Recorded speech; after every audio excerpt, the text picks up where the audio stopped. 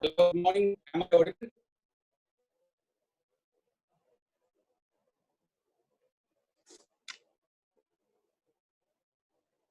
Good morning. So today we will be going to start the topic Ancient India, and myself Shobhan George Abraham, your faculty in Ancient India, Medieval India, and Art and Culture. So I'll be dealing the three topics for you. Can't see me? Can you see me?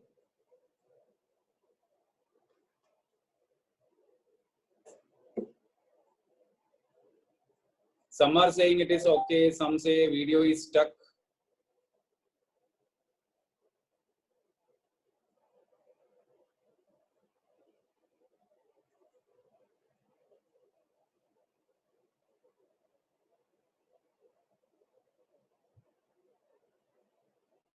Many are saying it is good, many are saying it is bad. Say, who is the classroom coordinator there? Arvind or Vinod? All countries. Morning, sir. Good morning. This is Murli, sir. So they won't be asking you Euro crisis and all. Murli, So just to understand why UK Sir, your is going connection out is of very low, sir. European Union, we are discussing. Oh, So 20 countries are there. one second, So one no second. economic borders. Okay, So sir. borders are there for this country.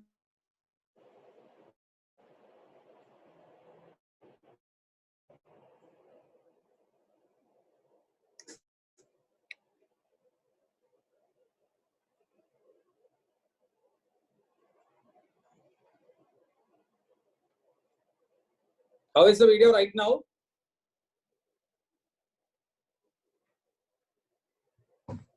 Not all Now it's countries clear, in sir. European Union are Okay, in fine.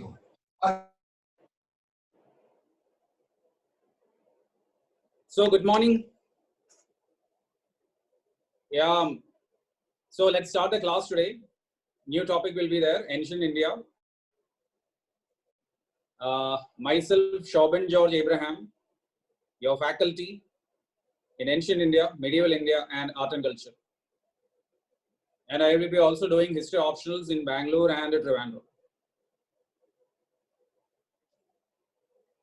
So,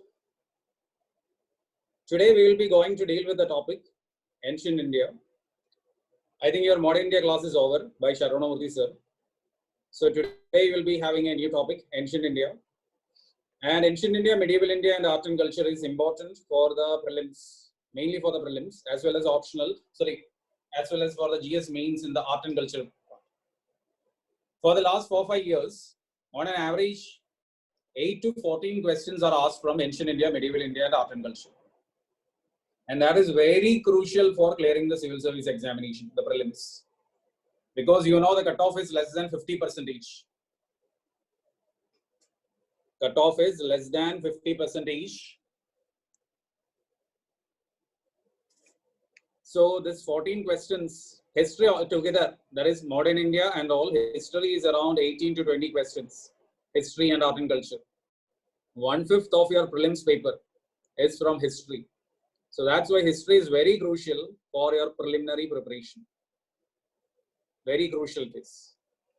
And this 20 questions, you can easily score 16 to 18. 1 or 2 questions.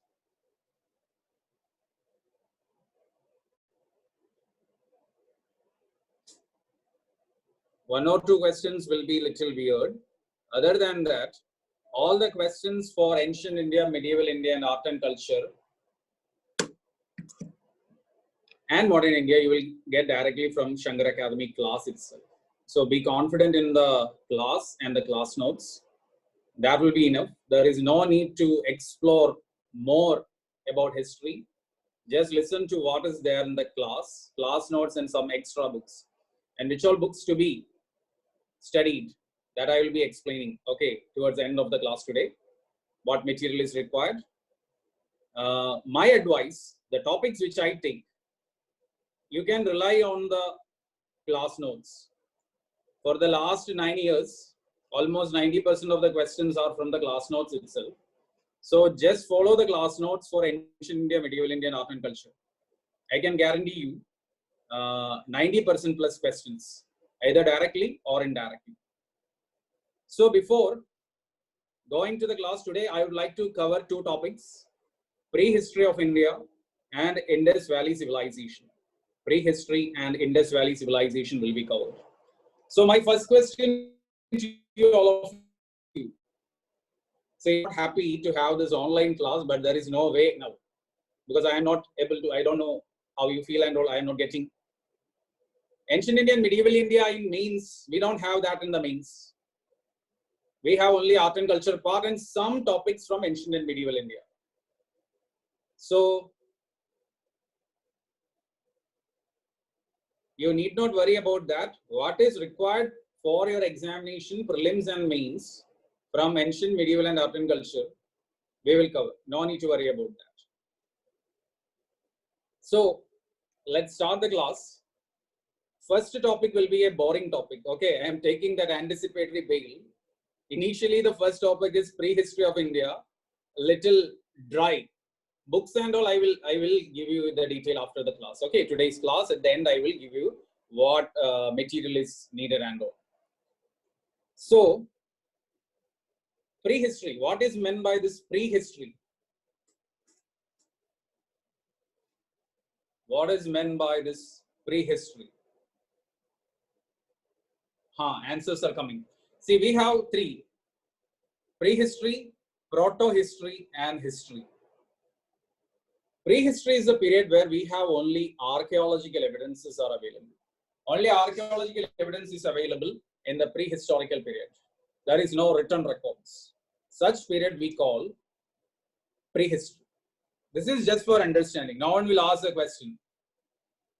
Voice is very low. I don't know. Am I not audible? 1 second, let me switch off the fan.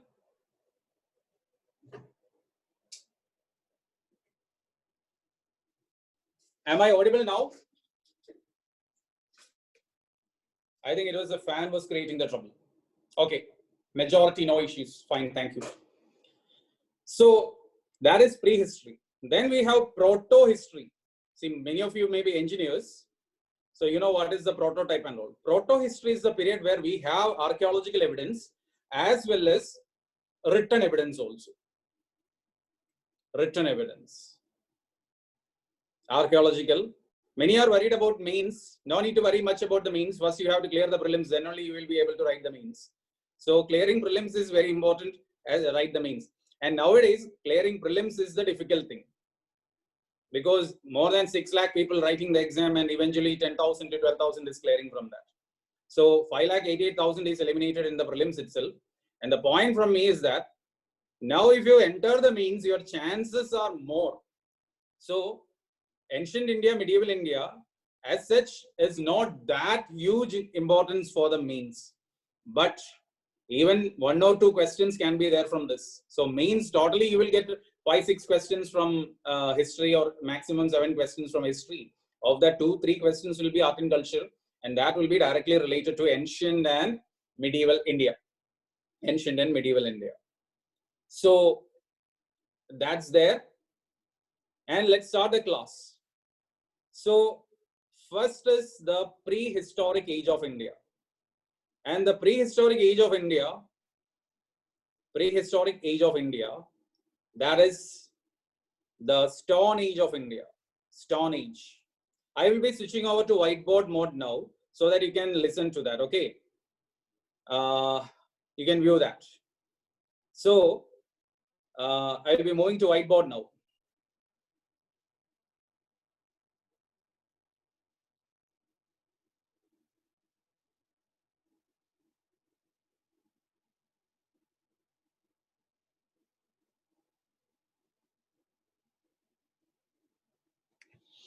So prehistory of India is the Stone Age of India. Prehistory is the Stone Age of India. This is prehistory.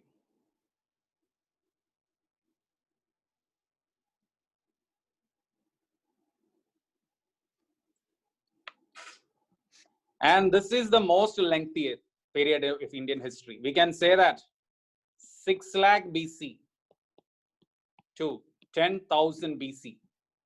Sorry, 6 lakh BC to 4,000 BC. This is the Stone Age of India.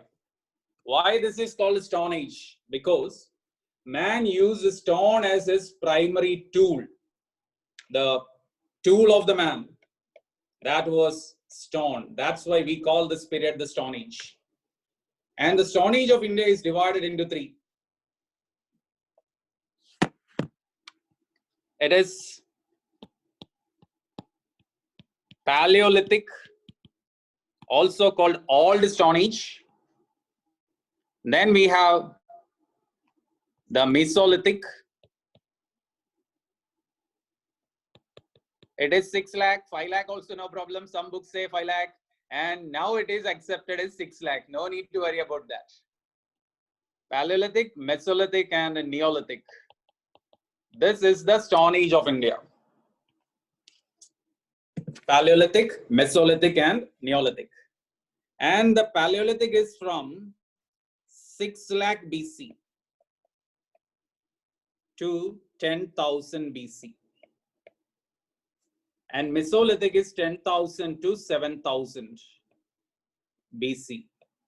And the Neolithic is 7,000 to 4,000 BC. So this is the time period. Paleolithic, Mesolithic, and Neolithic.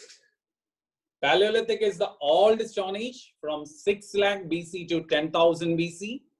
And then we have the Mesolithic Age from 10,000 to 7,000 BC. And finally, the Neolithic Age from 7,000 to 4,000 BC.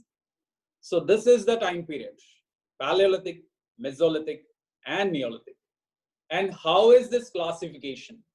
This classification is based on the change in the life pattern of man, the living style of the man, how he advanced. So every stage marks an advancement from the previous stage. So that is Paleolithic, Mesolithic, Neolithic. And let's see Paleolithic. See, Paleolithic phase itself is divided into three. Paleolithic phase itself is divided into three.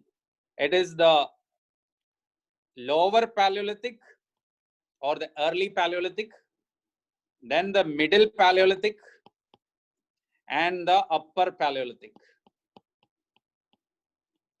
So lower Paleolithic, middle Paleolithic, and upper Paleolithic. This is the three internal divisions. You need not worry about the divisions and all. This division is mainly based on the tool he used. Advancement in the tools. Lower Paleolithic man used core implements. This is the term you have to. Core implements.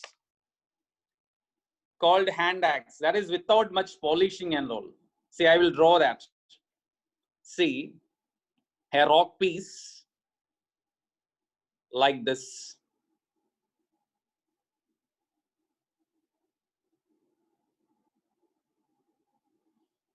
So such stones man used for cutting and chopping the flesh and all. Here it is called hand axe. Hand axe. Instead of that stick, man used to hold this with his hand. That's why it was called hand axe. So like that, man had the primitive tools. It was a core implement. So you just remember that core implement. And you know, this area I am taking only the required for the examination. Nothing more, nothing less. What is required for your examination, that is what is covered in this prehistory. Very rarely questions come from this section, but every question is very important right now because competition is very high, and even in that scenario, to cutoff is coming down. So each and every question is important. That's why I'm not leaving this area. One question, that is 2 marks. I will be giving just around 10-20 points in entire prehistory, and that is enough. That will be enough for you to deal with the examination. Middle Paleolithic tool was called flake. Now a little more thinner stone tools were there, flake stones. And middle Paleolithic tool was called flake. And finally, when it reached the upper Paleolithic, the tool was blade. Now sharp-edged, polished tools were used. So this is what is there: core, flake, and blade. This is an important point. This can be a question in our examination. The classification of the Paleolithic age into lower, middle, and upper, it is based on the tools used by the man. And the advancement in the tools, that proves that is the reason. So lower Paleolithic is core implement, middle Paleolithic is blade is called the sharp edged and polished. See, I will show you that. So this is how hand axe. Now the flake stones, finally when this blades emerged, this stone tools were in this shape, finely polished, very sharp, and it is called a blade. This is called a cleaver to cut the meat, and such tools we call the blade. Need not worry about that much, just remember this three. Upper Paleolithic is blade, middle Paleolithic is flake, and lower Paleolithic is core. Idea: lower Paleolithic period, rocks without any polishing or very less polishing. And finally, when it reached the upper Paleolithic, it became sharp-edged, polished, and that is the difference. So this is an important point. Now, let's see what was the prehistoric man. How can you, what we can say, explain, or who was this lower Paleolithic man? Can you say? Who was he? What was his lifestyle? Any idea? How will you explain if someone asks who was the Paleolithic man? Yeah, correct. Hunter-gatherer. Paleolithic man was hunter-gatherer. Hunting and gathering of resources. Hunting and gathering of resources was his primary occupation or lifestyle. Hunter-gatherer. Then where he lived? Where he lived? Caves, mountains and valleys, caves and trees. So many answers are coming. Primarily, he lived in open spaces. Wherever he wanted to live, he lived there. Open spaces. He lived in the open space. And he also used caves. And caves were mainly used during the adverse weather conditions like heavy rainfall, extreme winter. Such time man used this caves. So he was a hunter-gatherer and he lived in the open spaces and caves. And he was, Bhimbetka caves, but it was mainly used by a man in the Mesolithic period. Initially, the Paleolithic man, you have to understand that Paleolithic man was a hunter-gatherer. He stayed in open spaces and he used caves also. It was during the time of adverse climatic condition or weather conditions. Yeah, Kurnool caves and all are there. That's why I said man used caves. But the primary, we cannot say that his dwelling place was cave. It was open space. That was his primary dwelling. And caves were used during the time of adverse climate. Just like you are riding a bike, suddenly rainfall comes. What we will do? We will stop the bike and we will get inside some shop or something like this. Okay. Yeah, so many examples are coming up. Even people are saying about the Hunsagi caves in Karnataka and all. I think that the students are well informed about all this. I'm very happy. Normally, I never used to get such names of the caves in the first class. You mentioned Bhimbetka, you mentioned Kurnool caves, you mentioned Hunsagi and all. It's very good. Happy. So this is the Paleolithic man, prehistoric man. And then the true humans that emerged in the upper Paleolithic period. What we say today, the Homo sapiens sapiens, that emerged in the upper Paleolithic age. Yeah, I know you people are beginners, but your enthusiasm is great. And I am very sad that I am not able to see you people. Let's pray that at least by the art and culture class in the March-April month, February, March, we will see in the offline mode. So Upper Paleolithic, that is in the end of the Paleolithic phase, the true humans emerged. And where in India we got the first evidence? Where in India we got the first evidence of man? Any idea? Which place we got the first evidence of man? First evidence of man in India. No need to go to Africa. So many answers are coming. No, it is Maharashtra. Yeah, we can say Narmada Valley. Bori. Someone answered that. Good. Bori in Maharashtra. Bori. Bori in Maharashtra. That provided the evidence of first human in India. See, Upper Paleolithic and Lower Paleolithic and Middle Paleolithic man, he is not the real man like us. He was on the, what we can say, final stages of evolution. Maybe our cousin, distant relative and all.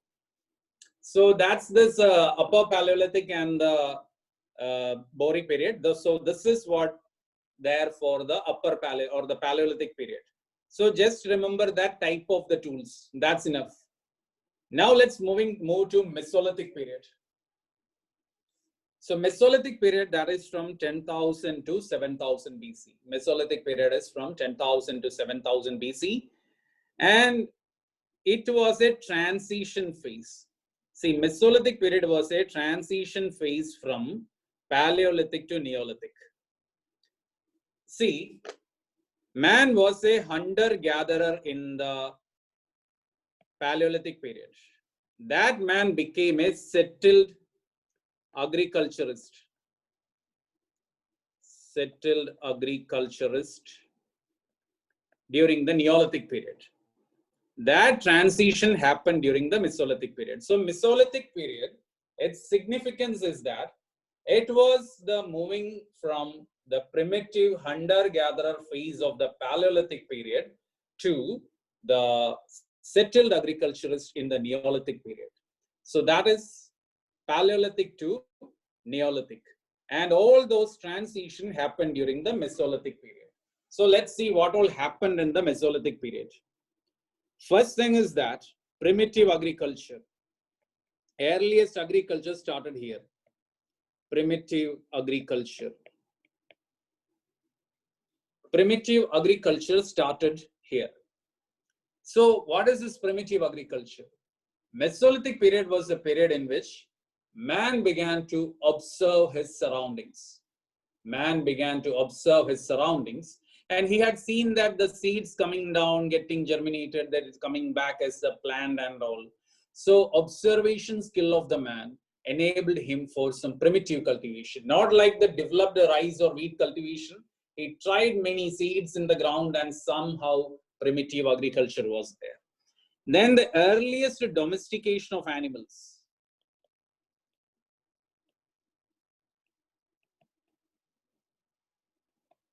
Earliest domestication of animals started. So now man began to make animals his friend. So earliest domestication of animals happened during this period. See, our pet, the most loyal dog, it was actually a variety of wolf. Man made it his friend. So that domestication of animals started, primitive agriculture started. Then it was during this period man discovered a powerful tool, bow and arrow, which we can say the significant than the missiles of today. That's the first missile technology, rocket technology, bow and arrow. What's the significance of bow and arrow? That is, man got a weapon to hunt down the animals.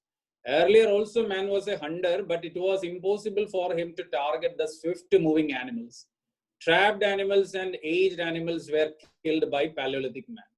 Now with the availability of bow and arrow technology, man was readily available. That is, the animal food was readily available, and the availability of plant and animal food in plenty led to the growth of population,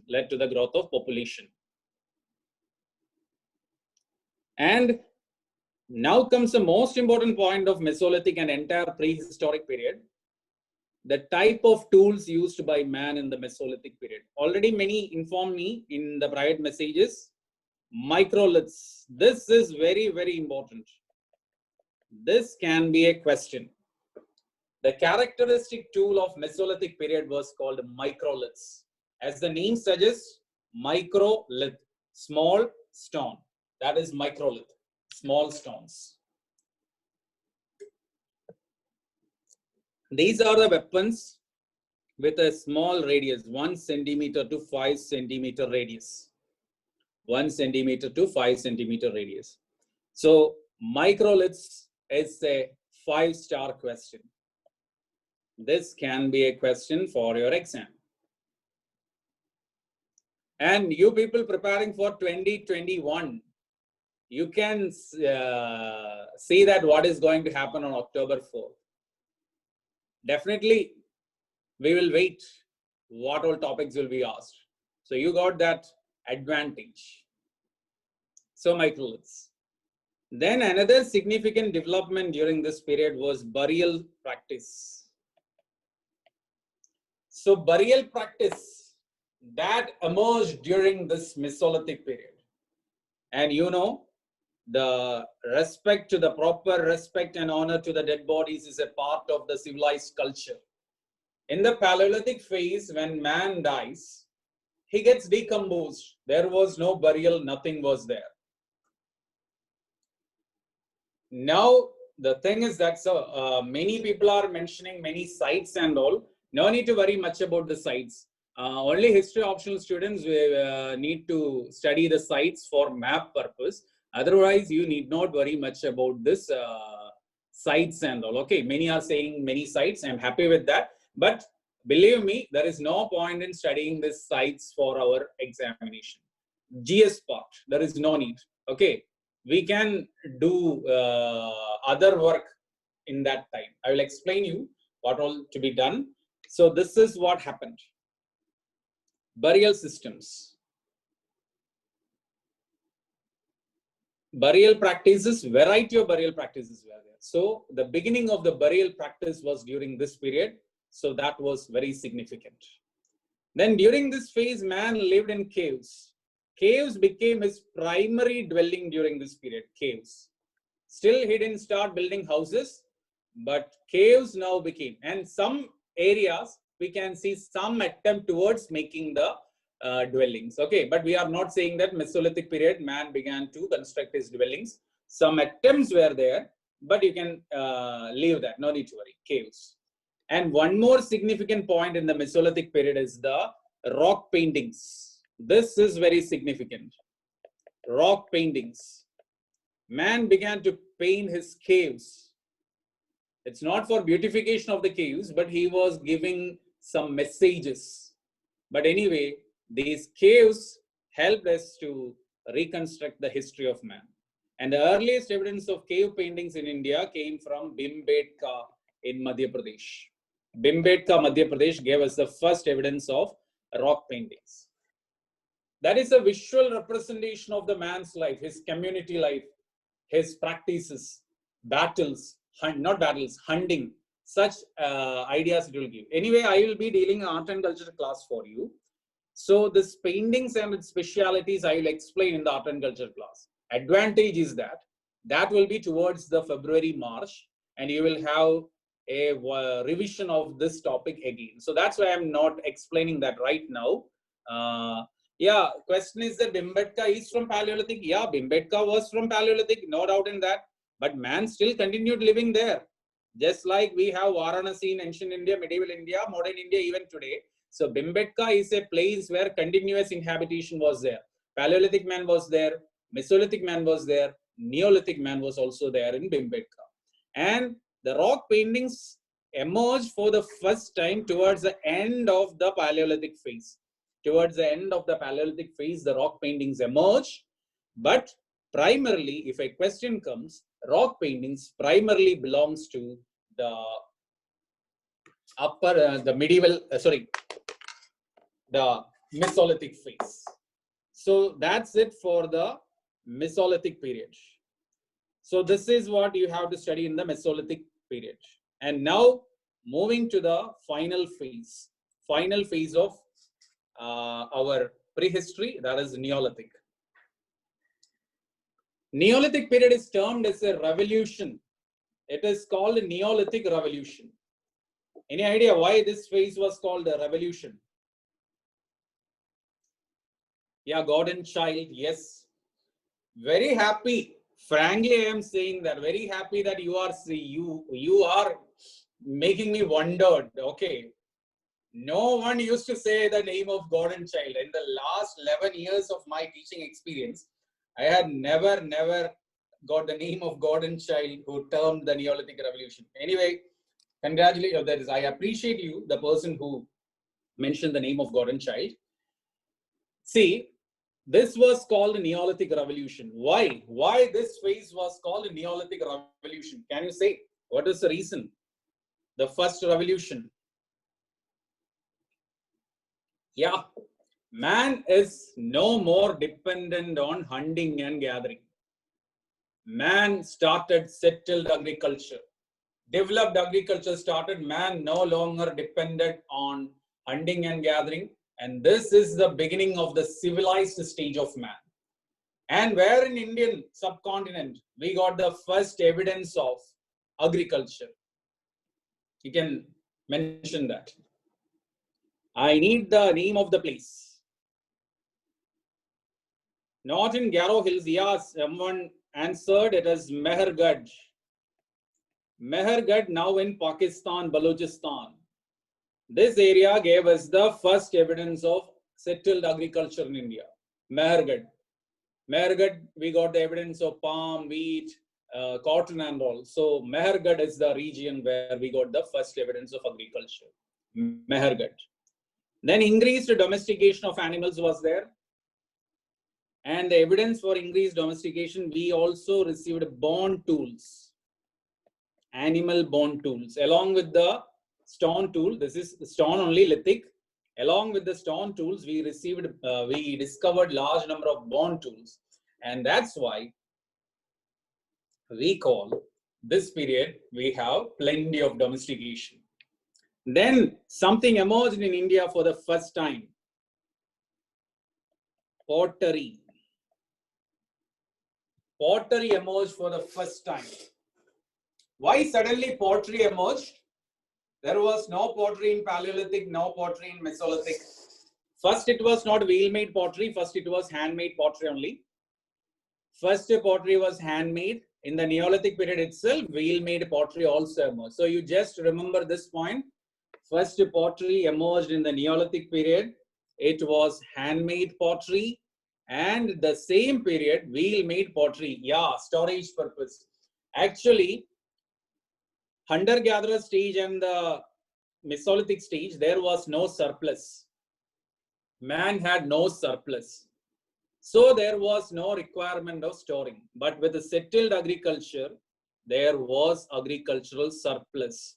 So the need to store the grains emerged.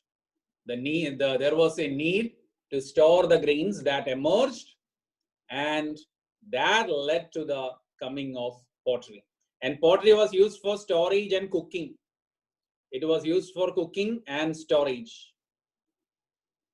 Can someone name the first pottery of India? What's the name of the first pottery in India? Can someone name it? Not OCP. It's not OCP. Found in many places of India. Not red and black, not red ware. Not black and grey ware, not black ware. Many, and not NBPW. That is very, very late.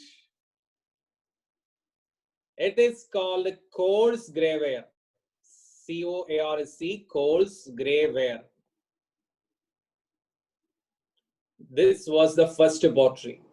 It was rough, not smooth like the modern day pottery which we use to make fish curry and all. In my state, we mainly use this earthenware for making fish curry. So, some doubt is there. That is why this phase is called a Neolithic revolution. Revolution because it was a revolution in the history of man. It made a huge change. primitive hunter-gatherer became a settled man. Settled life started. That's why this period is called revolution, termed as a revolution, because it revolutionized the human life. Man was on the threshold of a civilization. That's why it was called revolution. Not God in child. Okay, that's maybe because of the audio issue. It was Gordon Child. He was a man who termed Neolithic revolution, Gordon Child. He was the man who named that revolution. That's it.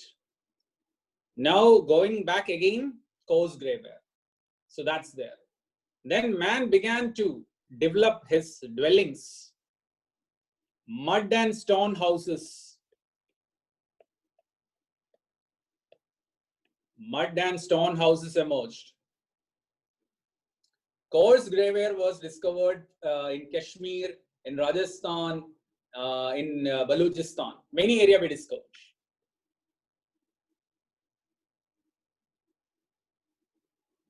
So, mud and stone houses.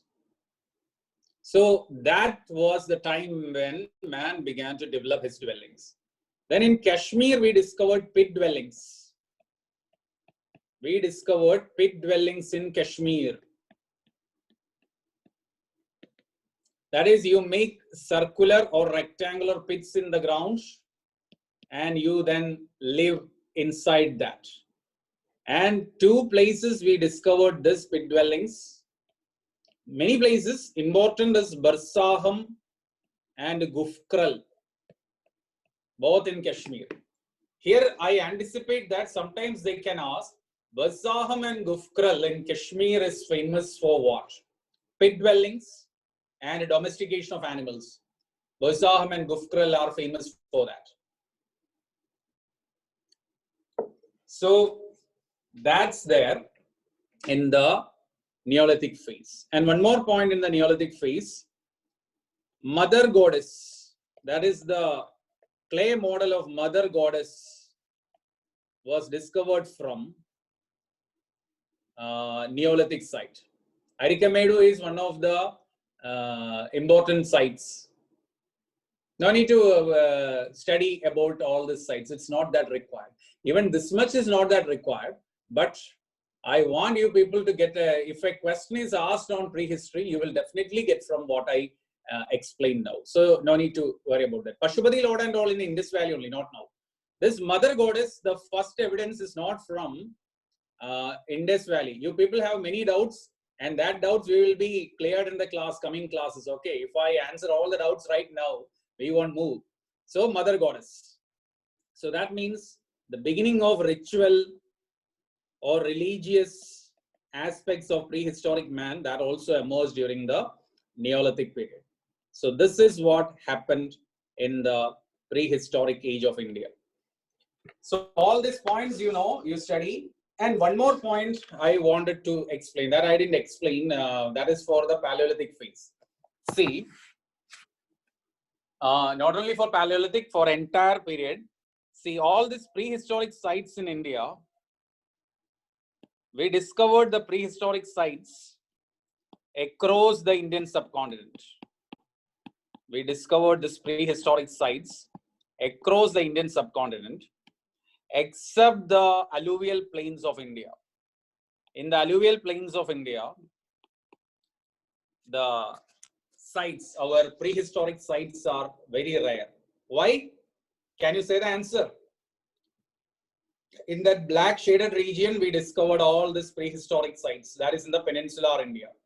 But this was absent in the alluvial plains of India. Prehistoric locations are absent in the alluvial plains. Why? Why this Stone Age is absent?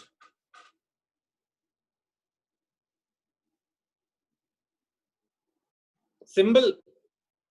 Stone is not available in the alluvial plains. Man's tool was stone. So he lived in the area where the stone was available. In the alluvial plain, stone was not there. And that's why it is Not discovered. So if a statement comes, assume that if a statement comes that, assume that if a statement is coming that the Stone Age, the Paleolithic site or the prehistoric sites of India are discovered from every part of India, it's not correct. Throughout India, we discovered except for the alluvial plains of India. In the alluvial plains, it was not available. Alluvial plains, it was completely missing. So remember this. So that's enough for the prehistoric age. Now let's move to the next topic. That is the Chalcolithic phase of India. Chalcolithic. C-H-A-L C-O-L-I-T-H-I-C. Chalco. C-H-A-L-C-O. Chalcolithic. What is this Chalcolithic? What is this Chalcolithic phase?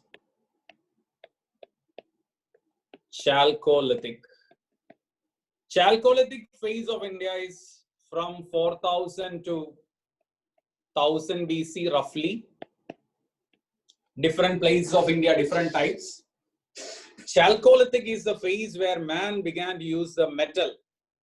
So first metal used by man, copper. Copper is this chalco.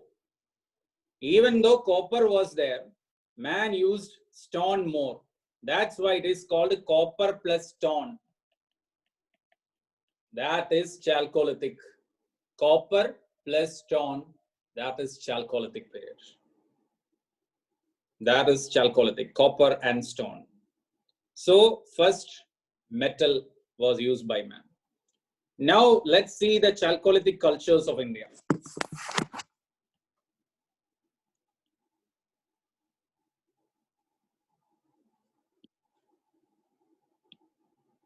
We have three Chalcolithic cultures in India. We have broadly three Chalcolithic cultures in India.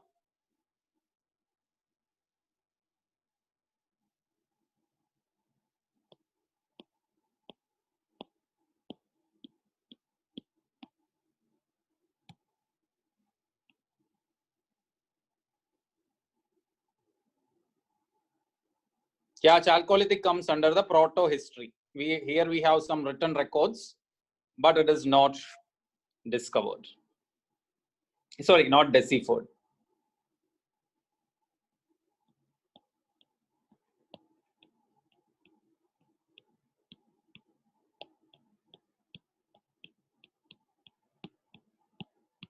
So these three colors, that represents the Chalcolithic cultures of India.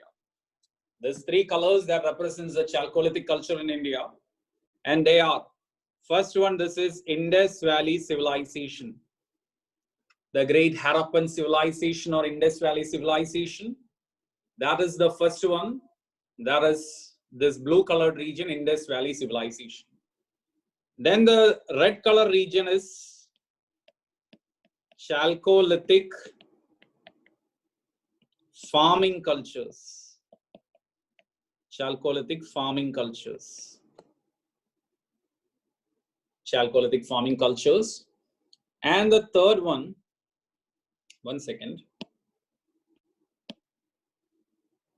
Let me write it little neat. This is Chalcolithic farming cultures. Chalcolithic farming cultures. And the third one, this is copper horde cultures. Megalithic I will deal in the South India. Megalithic is mainly with the South India. Megalithic age I will cover when we deal South India. South India we will deal separately. In that I will cover megalithic phase. So this is the three cultures of India. That is Chalcolithic period. See, many times we may not think that Indus Valley belongs to Chalcolithic phase. But you should, today onwards, you imprint that with you. Indus Valley civilization was also a Chalcolithic culture of India. India, we have three Chalcolithic cultures. And this one, we have four subtypes. In the Chalcolithic farming cultures, we have four subtypes.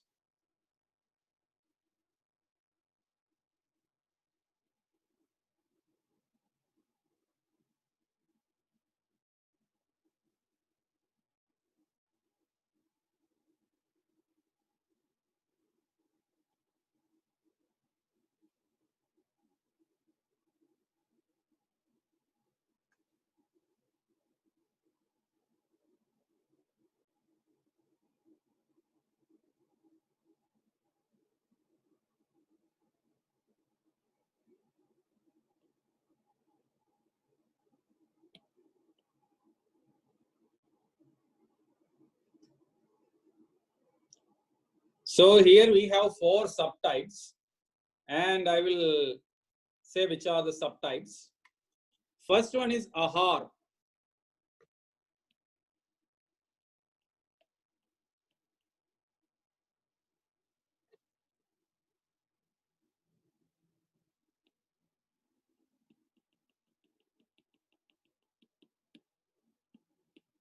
First culture is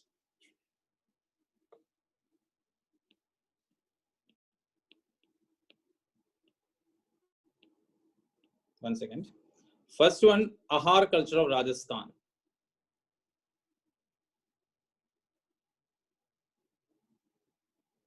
Ahar culture of Rajasthan. Then Malwa.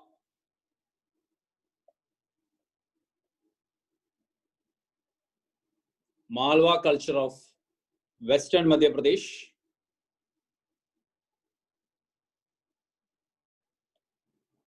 Then we have, oh, what's happening with the pen? One second. Kayada culture. Kayata. Kayata. Kayada culture of Narmada Valley. Kayada culture of Narmada Valley. And the last is Jorve culture of Maharashtra. Jorve culture of Maharashtra.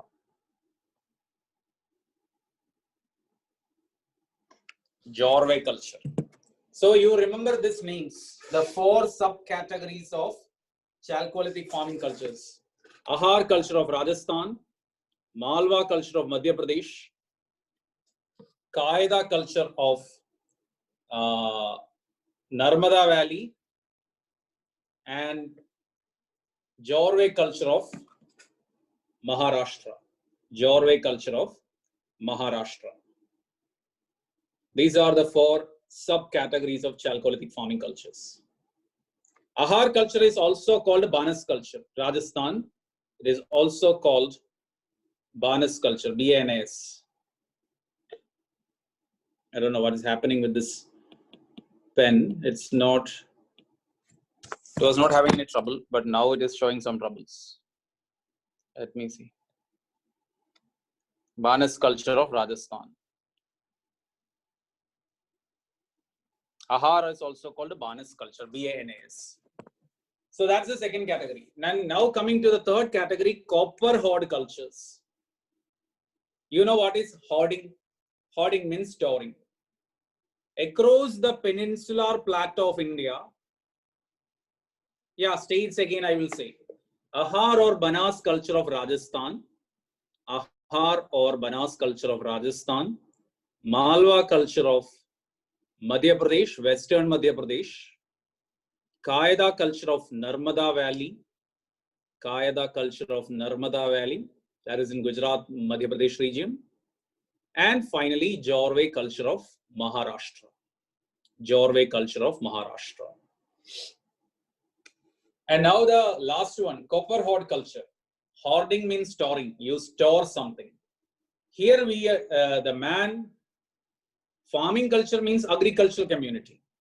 Farming culture means agricultural community. Copper hoard culture. See, outside the Indus Valley and the 4 chalcolithic cultures in the peninsular plateau region of India, right from Madhya Pradesh to Kerala, Tamil Nadu, we discovered Kayada belonged to Madhya Pradesh and Gujarat, not Rajasthan. We discovered around 445 copper hoards. 445 copper hoards were discovered from different locations of India. There we discovered copper objects stored in earthen pots. And historians clubbed all these cultures into a single culture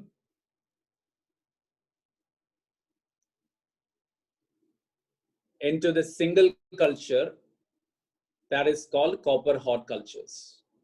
And this is from Madhya Pradesh onwards.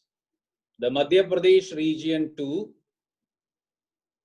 Kerala, Tamil Nadu, this area. we can see it is in Odisha, West Bengal, Madhya Pradesh, some portions of Uttar Pradesh, Chhattisgarh, Andhra, Telangana, Karnataka, Kerala, Tamil Nadu. This is the area. No need to worry about that. You just remember Peninsular Plateau region. And here there is a very important question. Here there is a very important question, and that is the type of pottery of the Copper Hod culture. Copper Hod culture is the green colored region, which I said. Okay, Copper Hod culture is the green colored region. That is the Peninsular Plateau region of India. Madhya Pradesh, Chhattisgarh, Odisha, West Bengal, Andhra, Telangana, Kerala, Karnataka, Tamil Nadu. This is the area we can see the hods mainly. Also, it is discovered from Eastern Rajasthan also, some parts of Eastern Rajasthan also. Hod means storing. Storing is hod. You take an earthen pot, you take a box, you fill it with golden jewelry or something. That is a hod. Storing is called hoarding. Okay, hoarding, illegal hoarding by our traders to create price rise. Hoarding is storing, simply means storing. Copper Hod culture. Yeah, agriculture was practiced in these two cultures. That I will be coming to that point. Okay, just wait, and after finishing the topic, I will give you time to ask the doubts. In between, when you are asking the doubts, my concentration is wavering. Okay, after the topic, I will be giving you five minutes for your doubts. So, Copper Hod culture, the most important is the pottery used by Copper Hod culture. It is called OCP pottery. OCP pottery, ochre colored pottery. OCH, one second.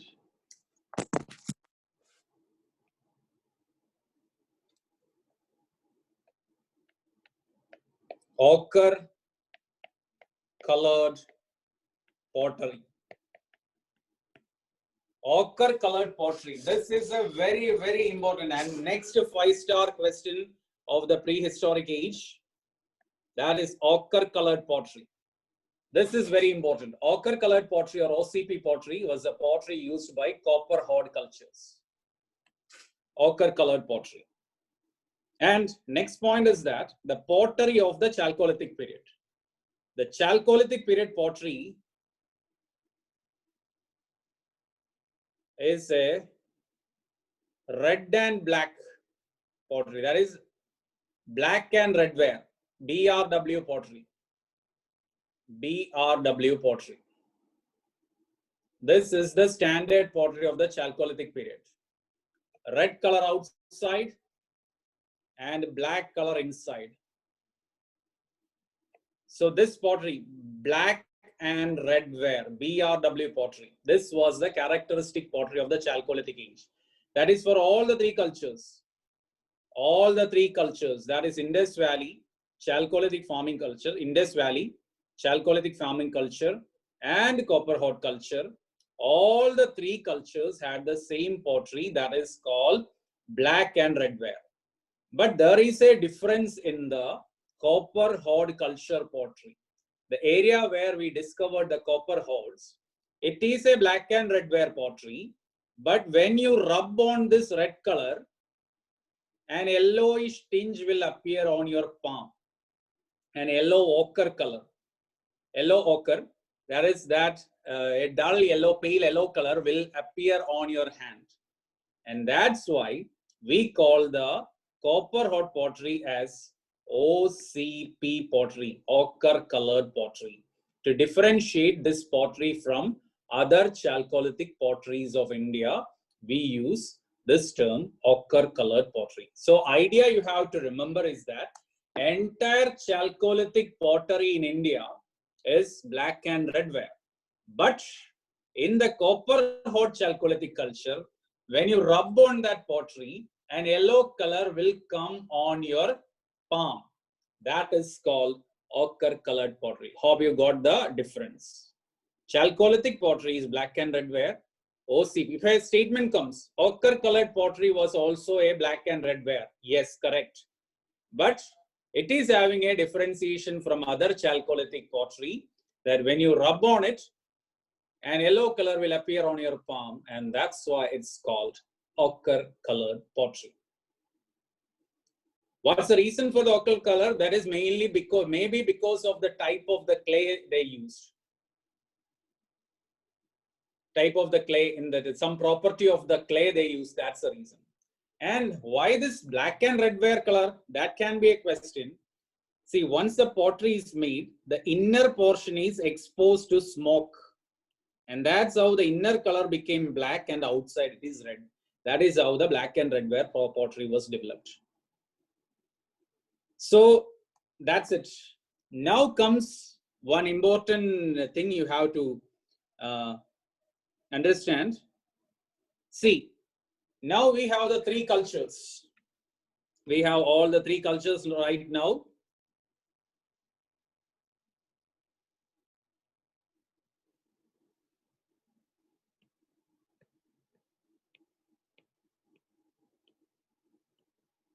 The Indus Valley is there. The Chalcolithic farming culture is there, and Copperhot culture is there. So we have the three cultures.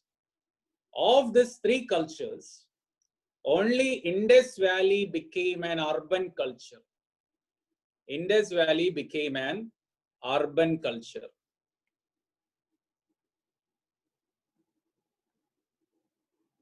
While other two remained rural. Indus Valley was the only urban culture in that, and the other two remained rural culture. Why?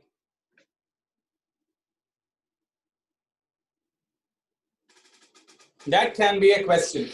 All the three are Chalcolithic cultures. But Indus Valley was an urban culture, while the Chalcolithic farming culture and Copperhot culture became or remained not migration from West Asia, remained rural. What's the reason?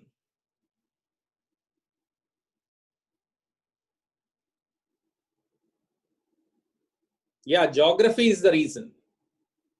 Indus Valley developed in the plains. Indus Valley that developed in the plains. So surplus was easily available. With that surplus, Indus people entered into trade. And trade led to the growth of urbanism.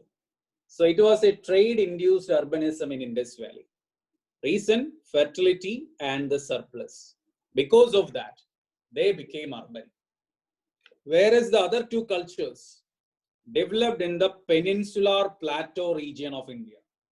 Chalcolithic farming culture and Copperhot cultures, they developed in the peninsular plateau region of India, where the geography is sticky black soil, rocky surface, hilly surface, and thick forest.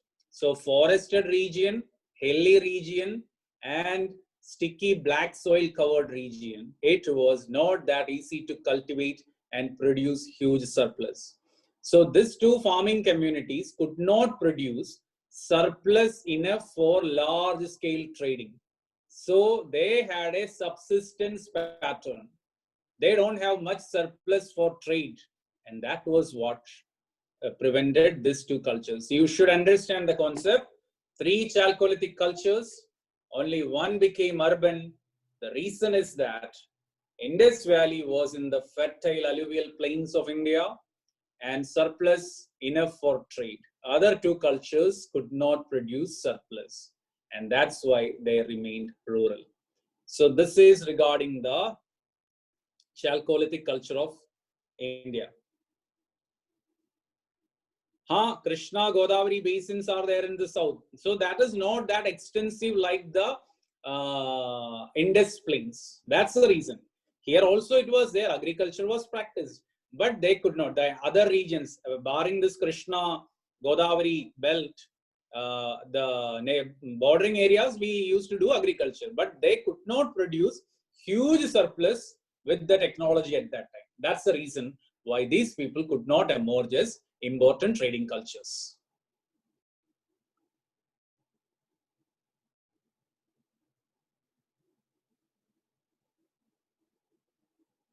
IVC, see, nearer is not an issue. This region is in the coastal region. This is also the coastal region. They could have traded. they never had the surplus for trade. That's the reason. Okay, we can think that okay, Indus Valley is very near to the Western culture. That's why. No, if there is no urban or surplus in Indus Valley, there is no trade in Indus Valley. Indus Valley emerged as an urban culture only because they had surplus. The other two cultures could not produce surplus, and that's why they could not produce.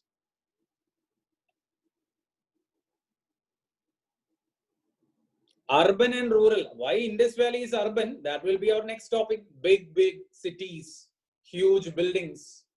Such things were absent at this time in this region. That's why. That's the difference between urban. Just like why we term urban today, rural today. Same was applicable to that period also.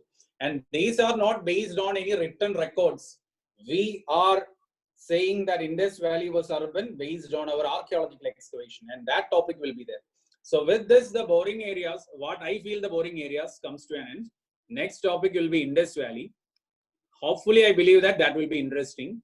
Just take a break for 5 minutes. We will be back with Indus Valley. 5 minutes break.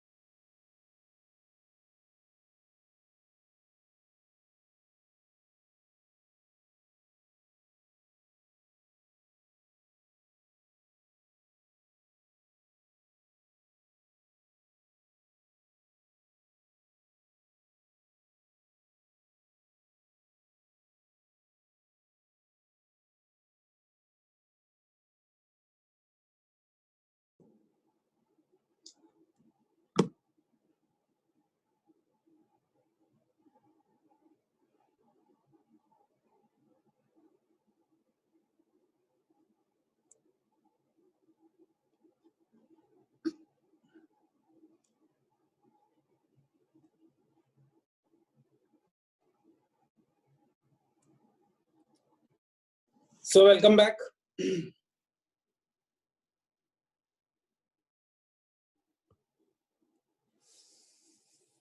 So welcome back. Now we will be moving to the historical topics. Not that exactly historic, we can say this is also belonging to the proto-history period. Indus Valley Civilization.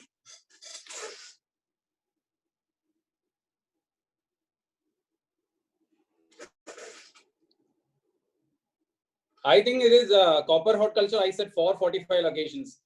Recently, it is around 445. Okay, it's in the textbooks. It's different. 435 was already crossed, and I think it was 445. The number is not that significant. 400 plus is what you have to remember. This always changes. New excavation, they will come across the new number is not that significant. No need to worry. 400 plus. That is what you have to understand. And the exact number I will say tomorrow. Now comes the topic Indus Valley Civilization. Till now, I was also not that this boring stones and all those things. Now let's see some interesting stuff. That is Indus Valley Civilization. What do you know about Indus Valley Civilization? What you know about the Indus Valley Civilization? You can answer. What do you know about Indus Valley Civilization?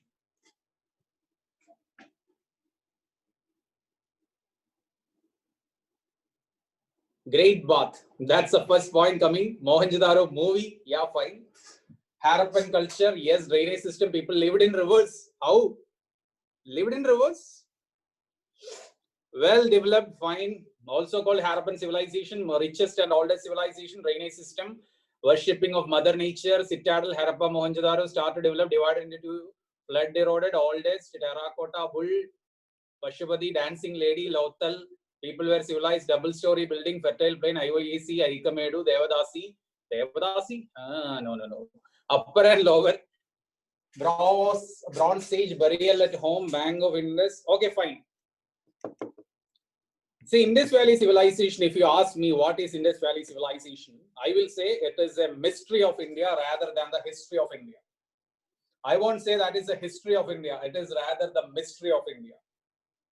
Because you know how it was discovered? It was discovered accidentally. See, during the 19th century, towards the end of the 19th century, during the British India period, a railway line was being constructed in Punjab region, Punjab, Pakistan. Pakistan, Punjab region, a railway line was being constructed. And accidentally, we stumbled upon some artifacts. Accidentally, we stumbled upon some artifacts, and that led to the excavation in this region. And in 1921, a wonder came before the world. We are moving to the 100th year of Indus Valley. So questions will be there this year, next year, and all that will be. Take it from me, this year there will be a question from Harappa, that is for sure. So, a railway line constructed, accidentally we discovered something, just like a sanitizer in my hand now. Something was discovered there, and that led to the further discovery. And in 1921, Indus Valley Civilization was declared. It was also called Harappa Civilization because it was discovered first in Harappa. So discovery was accidental. And you know that discovery altered the origins of India's history. It's not a simple discovery. It altered the origins of India's history, and it stretched back our origins. It made India 2000 years more older. Indian culture became older, more older by 2000 years. That means our culture was stretched back, and India was made on par with the old civilizations of the world, like the Egyptian and the Mesopotamian. Indian culture is one of the oldest culture of the world. A matter of pride. It's a matter of pride. If Indus Valley was not there, Aryans would have been the creators of India's civilization. Till the discovery of Indus Valley, everyone was forced to believe that Aryans who came to India, they created Indian civilization. This was a big shock to that notion that Aryans created the civilization in India. No. Even before the Aryans, there was a 100 times developed civilization than the Aryan culture in India. That was Indus Valley. So India's culture was on par with the oldest civilizations of the world, like Egyptian and Mesopotamian. And what we discovered there, that was really wonderful. Buried under the muds, we recreated the cities. We rediscovered the cities, big buildings, great bath, drainage system. And it was a matter of great envy. Incredible, we can say. It was incredible. We can say like that. Incredible. Even today, for example, smart cities. Smart cities were there in Indus Valley. And here we are struggling for smart cities. You know, in 2014, when Narendra Modi became the Prime Minister of India for the first time, he had an ambitious plan, 100 smart cities in India. Still, the 100 smart cities are in the files of the government, Urban Development Ministry files. Way back in 2014 and 15, I studied a lot for the smart cities, the technologies there, thinking that that will be asked in the examination. Nothing happened. Nothing was asked, and it didn't start at all. So, Keladi excavation, I will explain in between, after this. Okay. So, smart cities. Then Swachh Bharat. We are struggling for Swachh Bharat. Indus people were 100% Swachh. They had the drainage everywhere. Cleanliness was the most important feature of this civilization. Enduring feature of Indus Valley civilization was cleanliness. So they excelled us. And now came the question, who created Indus Valley civilization? That was the next question. Who created Indus Valley civilization? Englishers were behind the discovery. They were the head of the excavation. And they said that Indians don't have that much brain to develop such a developed civilization. Because in order to legitimize the foreign role in India, Englishers said that everything good in India happened because of foreigners. So English scholars said that the Mesopotamians who migrated to Indus Valley, they gave rise to this civilization. That was one theory. Then came Aryans. Aryans said that no, we the Aryans created Indus Valley. Aryans are the creators of the civilization. Then Dravidians. We said that Dravidians, because we South Indian in the sense that whoever are South Indians are Dravidians. Dravidians claim that no, it's not Aryan or Mesopotamian. We, the Dravidians, created Indus Valley. Then came another theory, Romila Thapar. She said that it is the Neolithic settlers of Northwest India. Neolithic settlers of Northwest India, they created the civilization. So many things. So that means origin of this civilization is still debatable. You don't know the clarity. There is no clarity that who created the civilization. Even to this date, in 2020, also we don't have any clarity who are the creators of this civilization. We never expected that, who created this civilization. Sorry, we never know that, not expected, we never know that. So it is still a debatable issue. Then finally, this grand civilization which stood for 700 years with mega cities and the envious features eventually got erased from the surface of the earth without leaving a trace of its memory. No memory for 4,000 years. It is believed that 1800 BC it was gone. So for almost 3,800 years, there was not even a single trace of the memory of this civilization. Nothing was there. And that was a wonder. Till 1921, no one in this earth, be it the Aryans, Mahajanapadas, Mauryas, post-Maurya, Gupta, later Gupta, early medieval, Sultanate, Mughal, then the modern India, British period, no one was aware of such a civilization was buried under the mud. No one in the memory, in the, what we can say, in the talks, in the Bardic literature, Nowhere even a trace of a memory of such a grand civilization. What happened to this civilization? How it got erased? So many theories came. Aryans came and destroyed it. Floods came and destroyed it. Earthquakes, epidemics, maybe some corona at that time. Epidemics. Then exploitation, drought. Exploitation in the sense that environmental exploitation, ecological imbalance. Then lack of technological upgradation. So many theories are there. Then failure of monsoon. Recently, IIT Kharagpur came up with a theory that failure of monsoons. And no one gave a clear-cut idea what happened to this civilization. We are still speculating what happened to Indus Valley. So I will say that Indus Valley civilization was a mystery because it was an accidental discovery. Origin is debatable and end is still speculating. Isn't it enough to call it a mystery of India? So this is an introduction for Indus Valley civilization from my part.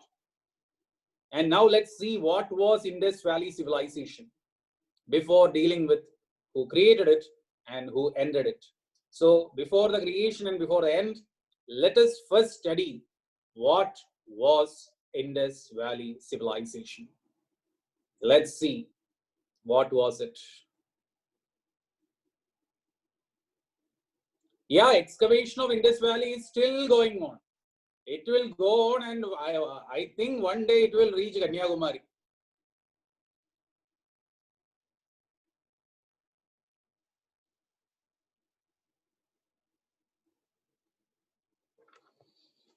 So we are going to deal with Indus Valley civilization. I want a map. Let me draw that first.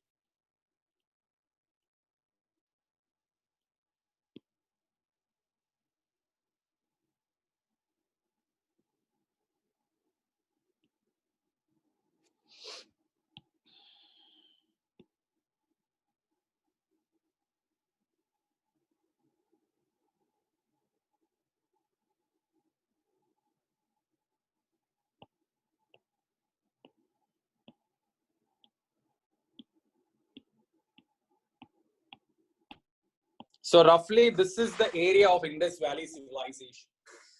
Just look at the map. It includes entire Pakistan, full Pakistan, parts of Jammu, Punjab, Haryana, Delhi, and Western Uttar Pradesh. Some more it will be. Delhi, Western Uttar Pradesh, and all. This is what the Indus Valley civilization. First, let us see the extensions of this civilization.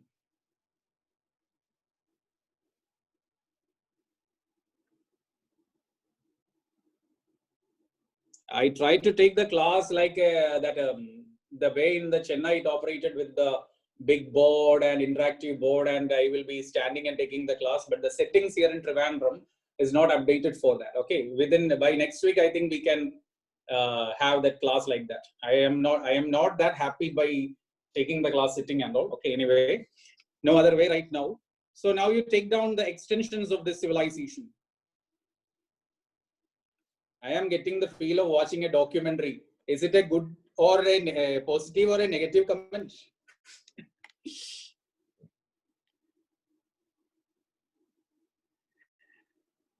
So the extension, northern extension is called Manda.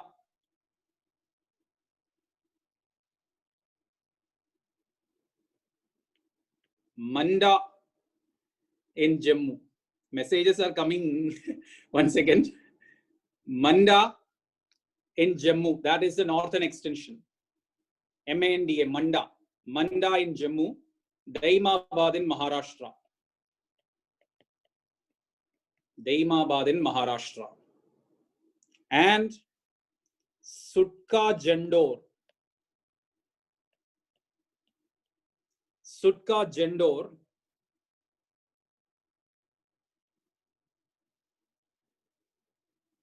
in Iran-Pakistan border. Sutka Jandor is in Iran-Pakistan border.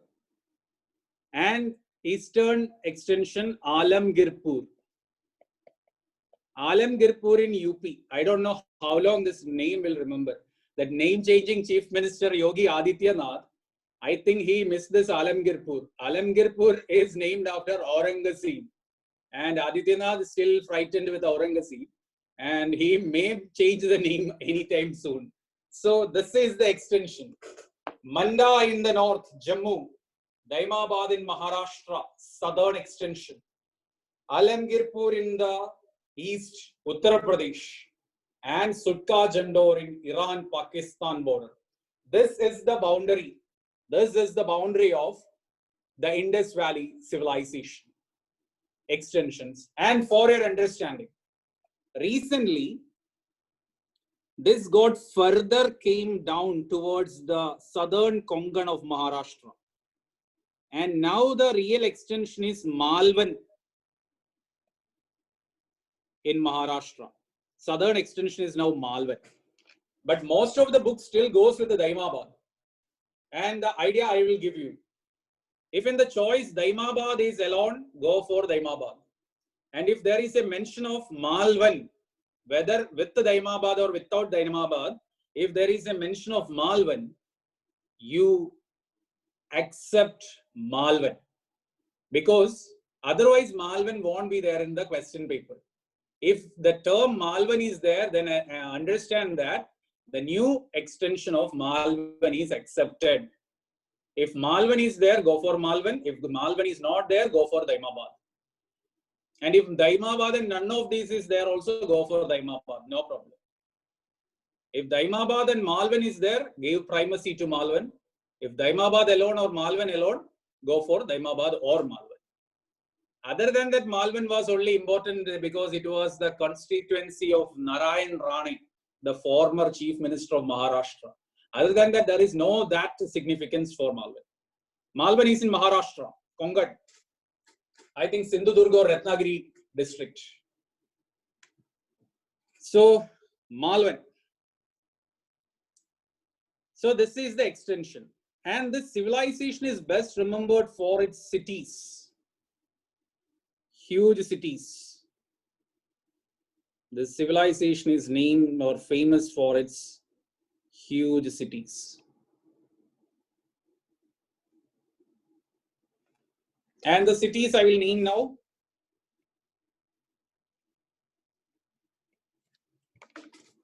Harappa.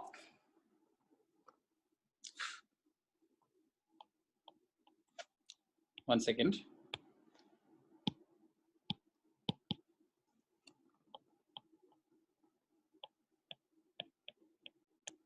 Harappa.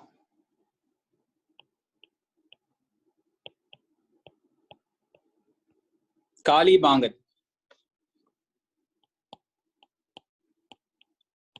Mohenjo-daro. Chanu-daro. Dholavira. Lothal. Rakhigadi.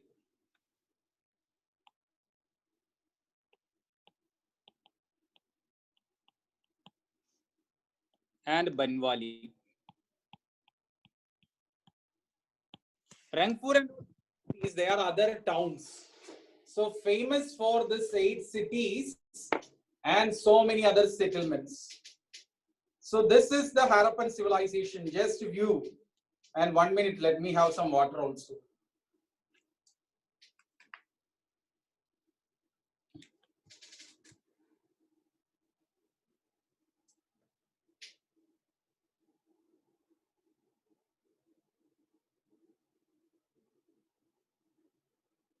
So this was Indus Valley civilization, very huge, more than 13 lakh square kilometers.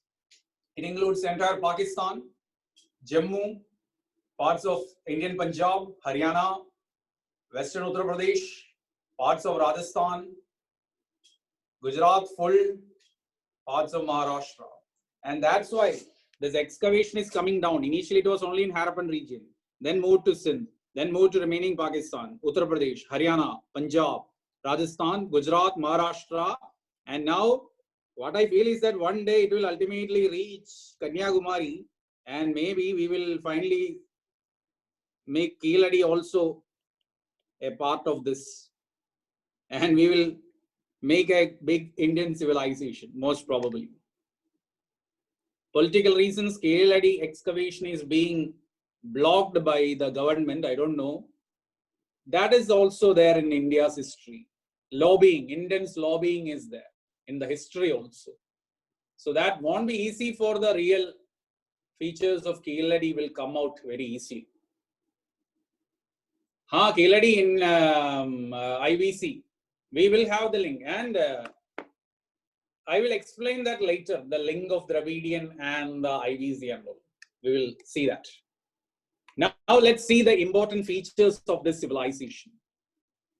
First one, the town planning of Harappa. Town planning.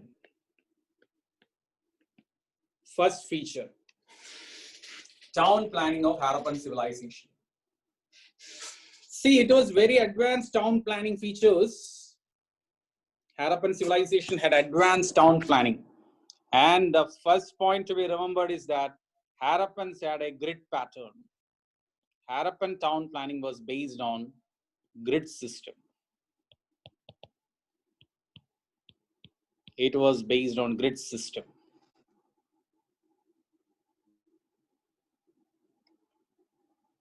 Yeah, pictures that I will see. Actually, today I expected to take the class with the board, but only after reaching the academy, I realized that the settings was not that perfect. So today I am not having the pics with me right now. I will definitely add the pictures in the next class.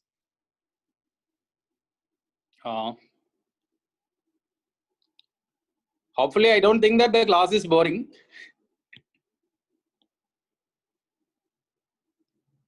Yeah, map I will show once more. This is the map.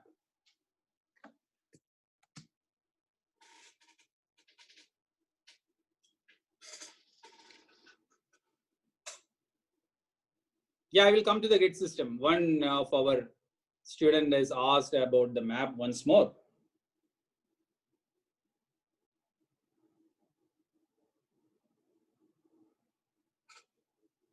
Okay. So grid system is like this.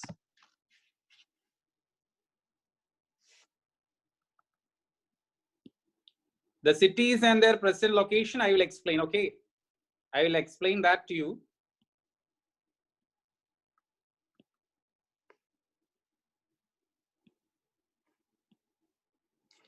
So grid pattern is something like this only. This is what the grid pattern. City into blocks. It is not equal grids, okay? Unequal grids. Not the same size, different size are there. So remember that it is unequal grid. The grid system means that everything is straight. Everything is straight. Straight roads, straight sea. See, if you know the Anna Nagar, like today's USA, many places it is like that. Anna Nagar and all. Anna Nagar was originally planned like this. You can see the straight roads in Anna Nagar. First Avenue, Second Avenue, this road, 12th Main Road, 18th Main Road, this, that, and all. So everything was straight. All the streets were straight. Yeah, Chandigarh and all. Bhubaneswar to an extent. So straight roads. No, see, modern day, see, I will show how the modern day Indian cities are planned. Modern day Indian cities are planned like this.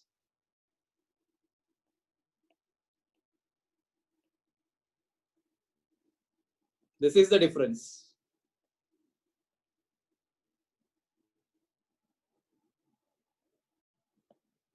This is the Indian planning right now.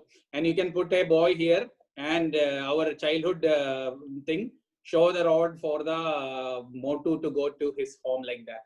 That is what the Indian cities are right now. But the Harappa had the smart cities. This is what the concept I said. The smart cities concept was there in Harappa. We don't have that there.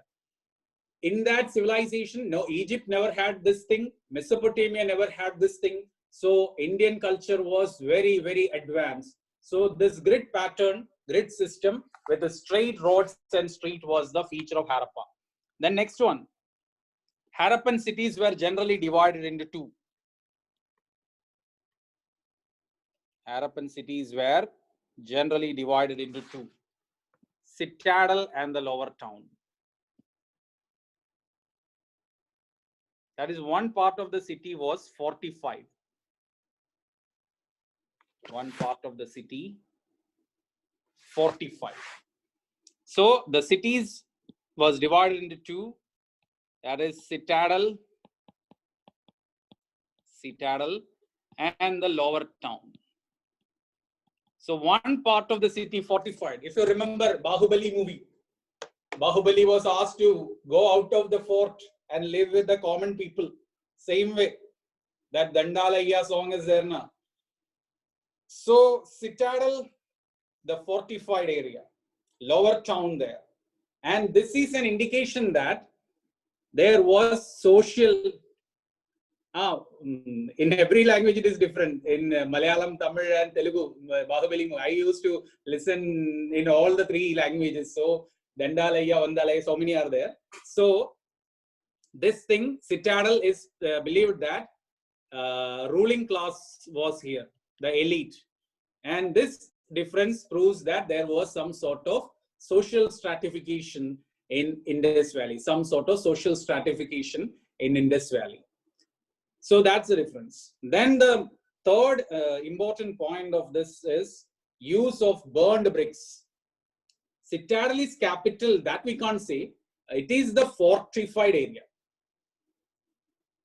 Burned bricks was the next important feature. Burned bricks. Significance of grid system is that it is straight. Everything is straight rods, no curves and all. So it is a standard smart city model. That's the significance. Burned bricks, also called baked bricks, that is fired bricks. See, all other civilization of the time, Mesopotamia, Egypt, all use sun-dried bricks. And it was only in Indus Valley, excuse me, it was only in Indus Valley burned bricks were used. And what is the significance of burned bricks? Burned bricks will never get destroyed with the time. Once it is made, it is permanent. Naturally, it will be never destroyed. And only because of this burned bricks, we were able to reconstruct this civilization. Otherwise, it would have been converted into mud. Sun-dried brick will go very fast. The fired bricks, that's why we were able to excavate the cities, the Harappan cities, the drainages, the Great Bath, the Great Granary, the stadium, the assembly hall, whatever was there, it was only because of this technology, the burned brick technology of the Harappans. And you know, the dimensions of the burned brick is 7 centimeter to 14 centimeter to 28 centimeter. This was the dimension. 7, 14, 28. 1:2:4. That was the dimensions of the, this is 7 centimeter on one, 7 centimeter, 14 centimeter and 28 centimeter. That was the dimensions of this brick. And the greatness of the Harappan town planning is that everywhere it was of same size. Everywhere it was of same size. Length, depth and all. That is the 3 dimensions. So,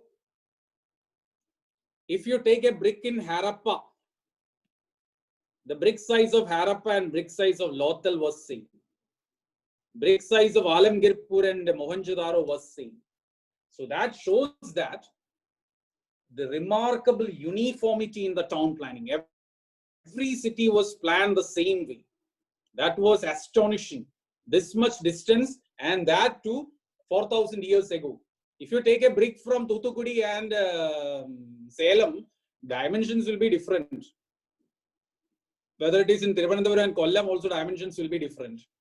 So that uniformity was a remarkable feature of the Harappan town planning. So this is an important feature, the burned bricks, sun-dried bricks thing. Then next, drainage system. They had a developed drainage system which was there for every home, every building, connected to outside drainage. That was something remarkable. It was great thing, and no other civilization had such a developed drainage system. It was covered, yes, the drainage system was covered, See, it was covered and it had manholes at the proper intervals. So it was a well-developed system of the Harappans, drainage system. Then public buildings was another feature of Harappan urbanism. Public buildings was another feature. Public buildings. And you know, public buildings include so many public buildings. Great Bath, Granary, Assembly Hall, Stadium. So just like we have the Chennai Metro, Kochi Metro, Namma Metro in Bengaluru, Delhi Metro, like that, at that time, so many public utility buildings were there, Great Bath, Granary, Assembly Hall, Stadium and all. This was also remarkable of the Harappan civilization. Then houses with a uniform plan. Houses had a uniform plan and it was multi-storied buildings with often 4 to 6 bedrooms. Even today, in the cities like Mumbai, 1 BHK is a luxury. Chennai and Bangalore, 2 BHK itself is luxury. At that time,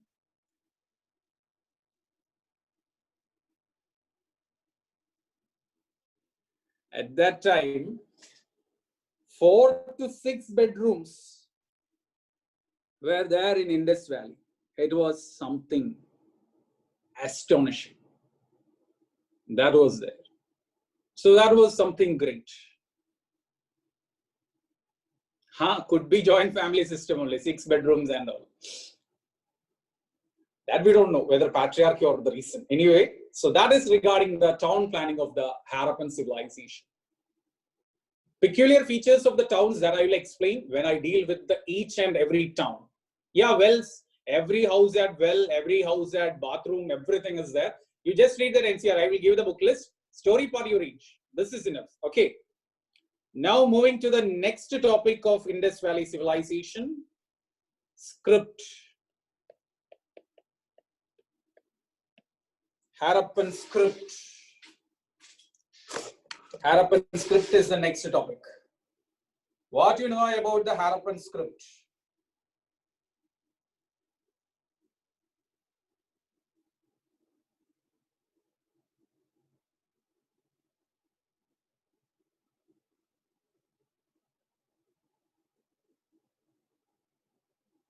Harappan script.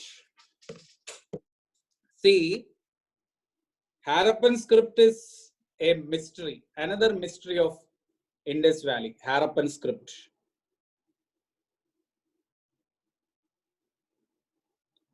So that's why I said Harappan script belongs to proto-history, because there is something written, but we don't know what is that. No one was able to. So a single term, I was waiting for your points, a single term to refer the Harappan script. Harappan script is pictographic. Many claimed, S.R. Rao, I. Mahadevan, so many, but no one accepted that fully. That's it. Harappan script is pictographic. Airavadan Mahadevan, yes. Pictographic, that is, it is represented by pictures. But every time I used to say in the class for the last 4 years, our WhatsApp language is similar to the Indus Valley. See, Indus Valley scripts were like this.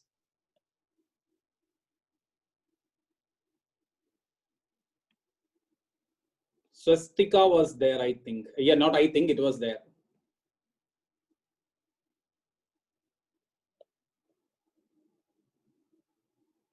Maybe balloon. Then some alphabets also we can see there. The @ symbol was something there. Then a shovel type of symbol was there. A knife was there. I think some beetroot or something like that. Then something like this. Then a palm tree or something.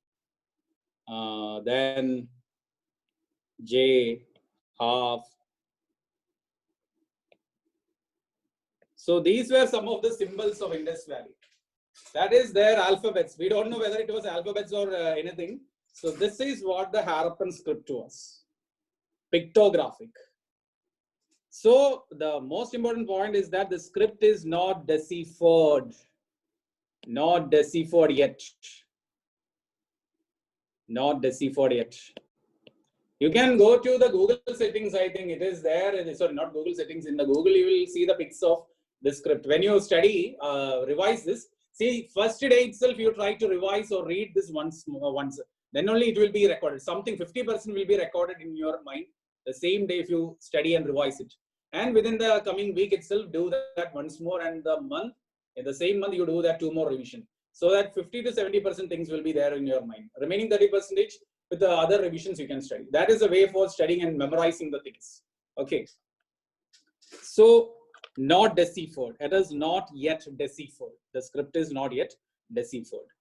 Then next point is that the writing style. Writing style. See, there is a question how the historians decipher that. See, the old scripts will have some continuity with the later scripts. That will be helpful for us to reconstruct the old scripts. But Indus Valley is not having it. This Indus script is not having any resemblance with the later day scripts of India. That's why it is very difficult. Then the script was written from right to left. Generally written from right to left. Yeah, you are saying that it is written alternately. That I will explain. Just listen this first. In general, Indus Valley script was written from right to left. So automatically there will be a question. If you don't know what is written, then how you will say that? See, I am given a task of writing a hoarding advertisement board for Shankar IAS Academy. So I am writing. I started writing Shankar IAS Academy. Now I realize that no space for that. We also do this in the examination. The last term is very big. We will try to accommodate that. So the same way in Harappan scripts we have available. Here we are writing from left to right. So my letters are crammed in the right side. But in Harappa, this alphabets or their pictures got crammed in the left side. So that is how historians came to the conclusion that Harappan script was generally written right to left. But the lengthy Harappan scripts also show another pattern. The lengthy Harappan scripts also show another pattern, and that is called Boustrophodon. I will use another color. I think it's visible now, yellow color.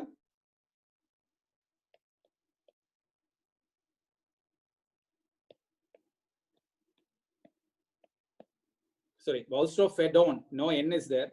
Even 100 times I will make this wrong. Boustrophodon. What is this Boustrophodon? That is how we used to write. Left to right, left to right, left to right. Harappans used to write right to left, then left to right to left, left to right. That is writing right to left and left to right. Writing right to left and left to right in alternate lines. That is Boustrophodon. That is first you write from right to left, then from left to right, then right to left. So that writing right to left and left to right in alternate lines, we call that Boustrophodon. This is the Harappan script. And now the next important point for your understanding, Harappan script was discovered from only 8 cities. Harappan discovered from only 8 cities. See, we have around 2000 plus Harappan sites. 8 city, 40 to 50 towns, and around 1940 plus villages. This was a Harappan civilization. See, not the entire civilization was a urban center. The nerve centers were the cities. So just like our today's villages or cities, see, for example, see Chennai city, the suburban towns, and hundreds of villages. This is our modern system. Same was applicable to Indus Valley also. Same was applicable to the Indus Valley. So it was discovered from only 8 urban centers. Out of 2000 settlements of Indus Valley, we discovered it from only 8 cities. So from this, what you can understand? Only 8 cities gave the script. What you can understand from this? No.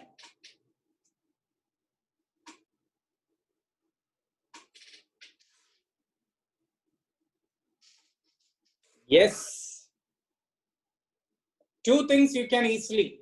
First thing, writing was not universal.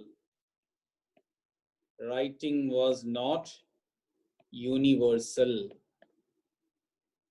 That is, the literacy rate was less. We can say, for easy understanding, we can say literacy rate was less. Not everyone was aware of the writing. But we have to understand that in a better way. Even though literacy rate in India is also, literacy rate in India was less, but every village we had some literate person. So this is nothing to do with the literacy. You should understand that writing was not a part of day-to-day life. There was no need of writing for the Harappans. There was no need of writing for the Harappans. It was not a part of their daily life. So it was something related to urban. So we can say that Harappan script was 100% an urban affair. It was required in the urban centers only, and that too related to some specific aspects of urban life. What I feel is that either to the ruling class or for the trading purpose, because trade was the most important activity of Indus Valley. So because of this too, it was confined to the cities. I already said that there is no continuation for the Indus script. The reason is simple.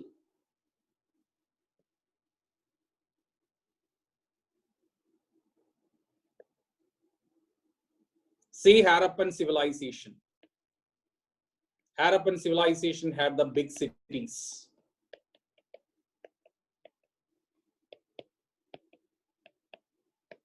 And the script was there in the cities. Script was there only in the cities. And Harappan civilization declined later. And the decline was the end of the towns. And with the end of the towns, that specific requirement for the script was gone. Harappans never required script once the cities declined. So with the decline of Harappan city, the script also declined. And that's why we never got a resemblance. That's why we never got anything related to the script. See, I will make an imaginary situation here. I will make an imaginary situation. Corona is going to finish us. Assume that. But somehow some of us got survived. Okay. And we were thrown to Antarctica to start a new human age. Because all the other non-continents is finished and we are moving to Antarctica. Assume that someone from Chennai were so fortunate to reach Antarctica. And you know Tamil language and you will try to write in Tamil language.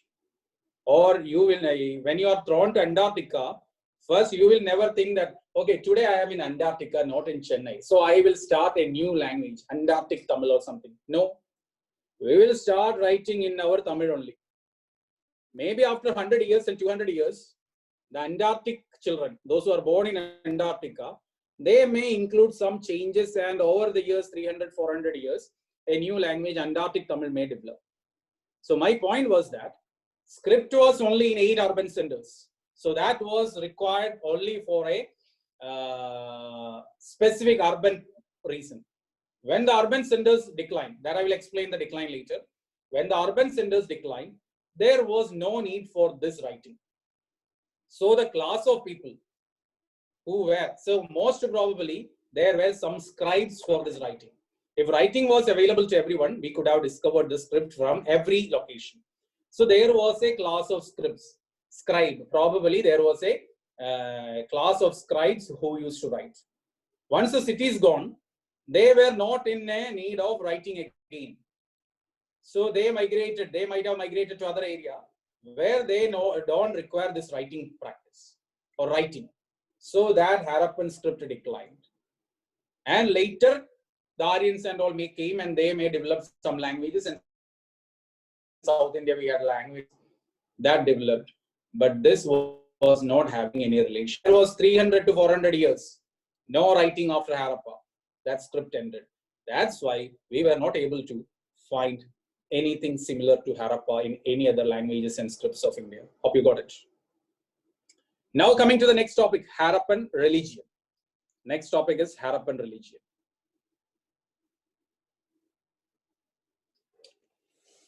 Harappan religion. See, what happened?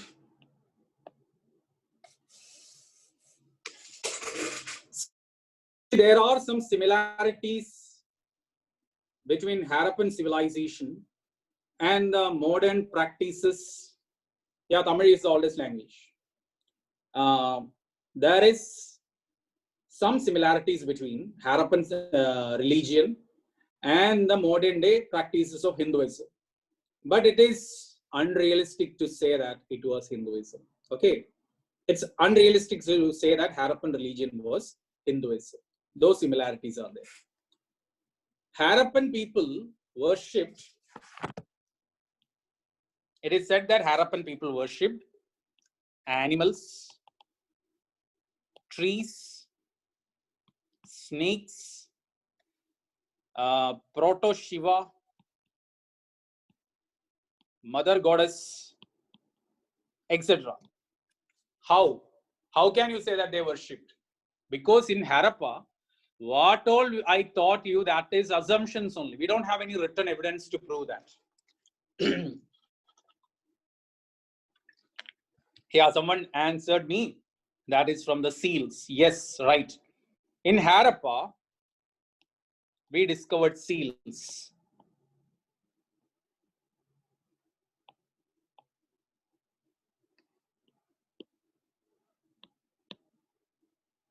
Seals are made of steatite, some clay, and in that seals we had seen many things. I will try my drawing skills also, though not at all skilled in drawing.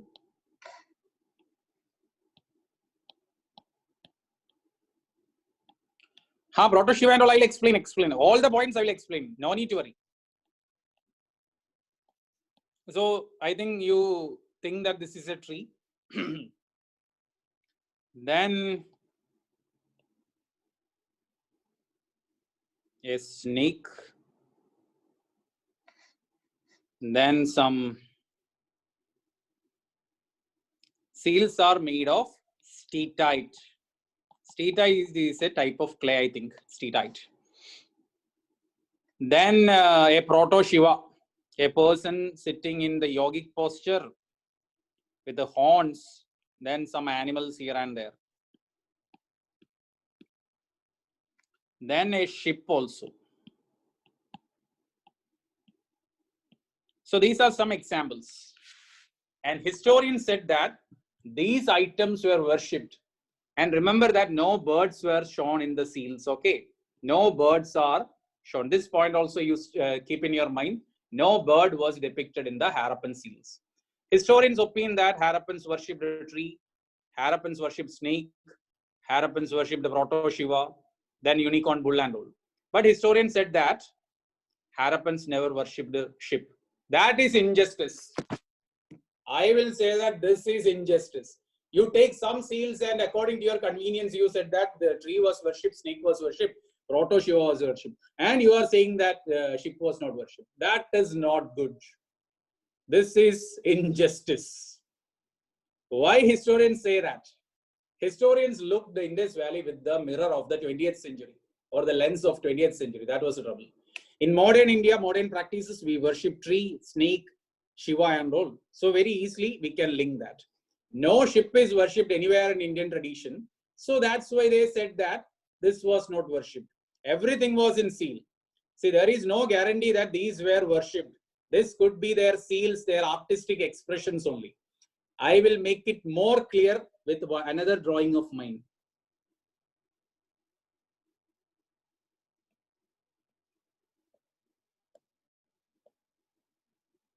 See, as children, we all had gone for some drawing. And this is a characteristic drawing for almost all the Indian kids.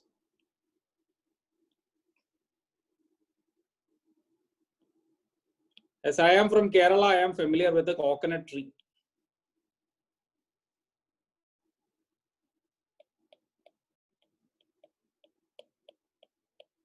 So coconut tree, now comes the sun.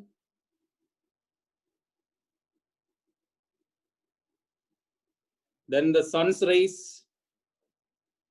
Two mountains. I used to draw like this. Regional variations are there. And I had drawn this some 20, 25 or more years back. Then comes two crows from somewhere. Oh, no, black crows, no yellow crows. Then comes the river.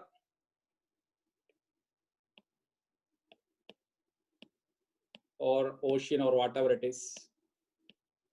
Don't make me better than Picasso. I will be flattered. And you will have to bear all my drawings hereafter. Then comes a boatman. First boat. Some people used to draw fish there. I am not interested in that. Fish can't be seen on the top of the river. No? So, boatman and all. Then I also draw some house also.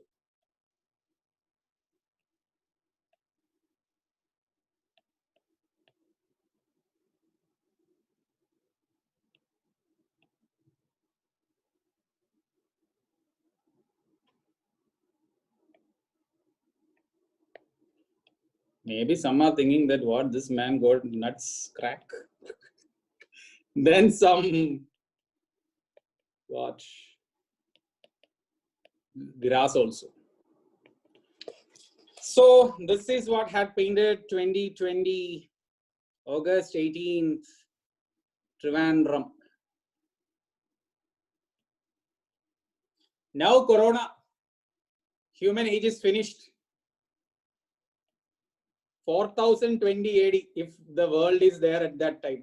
Some historians will come and they find out my painting. And now they will claim that in 2020, Kerala people worship the sun, coconut tree, crow, boatman, hills, water, house, grass.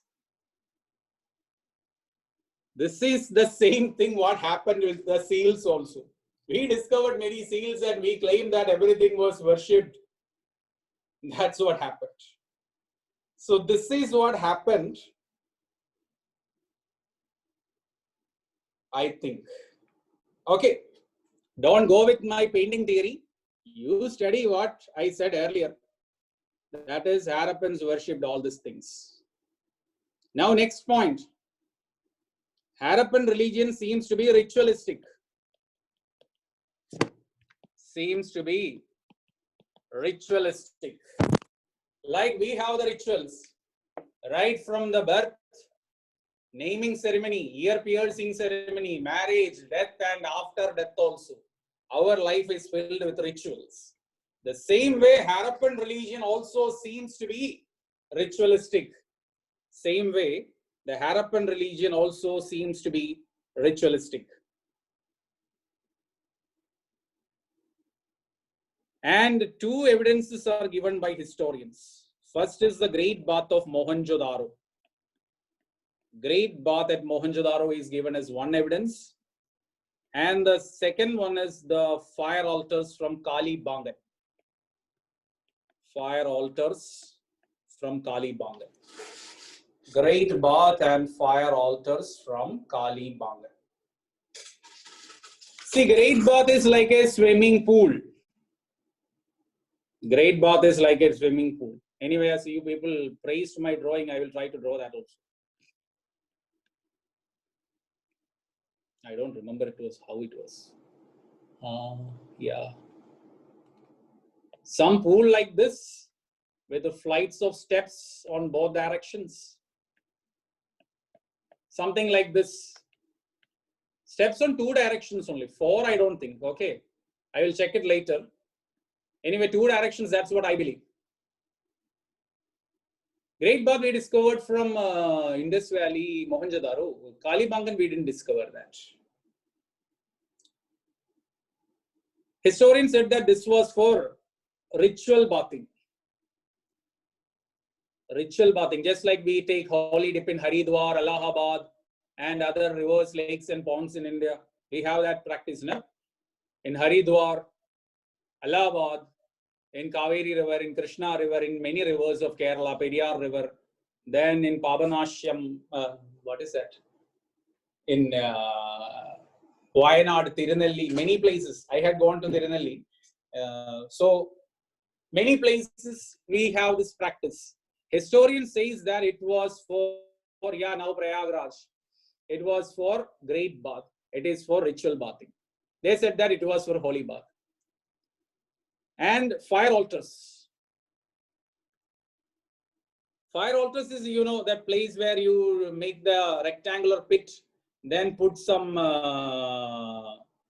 sticks, sandalwood and all, and then give fire to that. That is the fire altars. We do the puja, homam and all those things. Na? That is the fire altars. We discover fire altars also from this Kalibangan, and historians opine that it was for ritual practices. I challenge this with my own theory. Great bath can be a swimming pool. It can be a public swimming pool.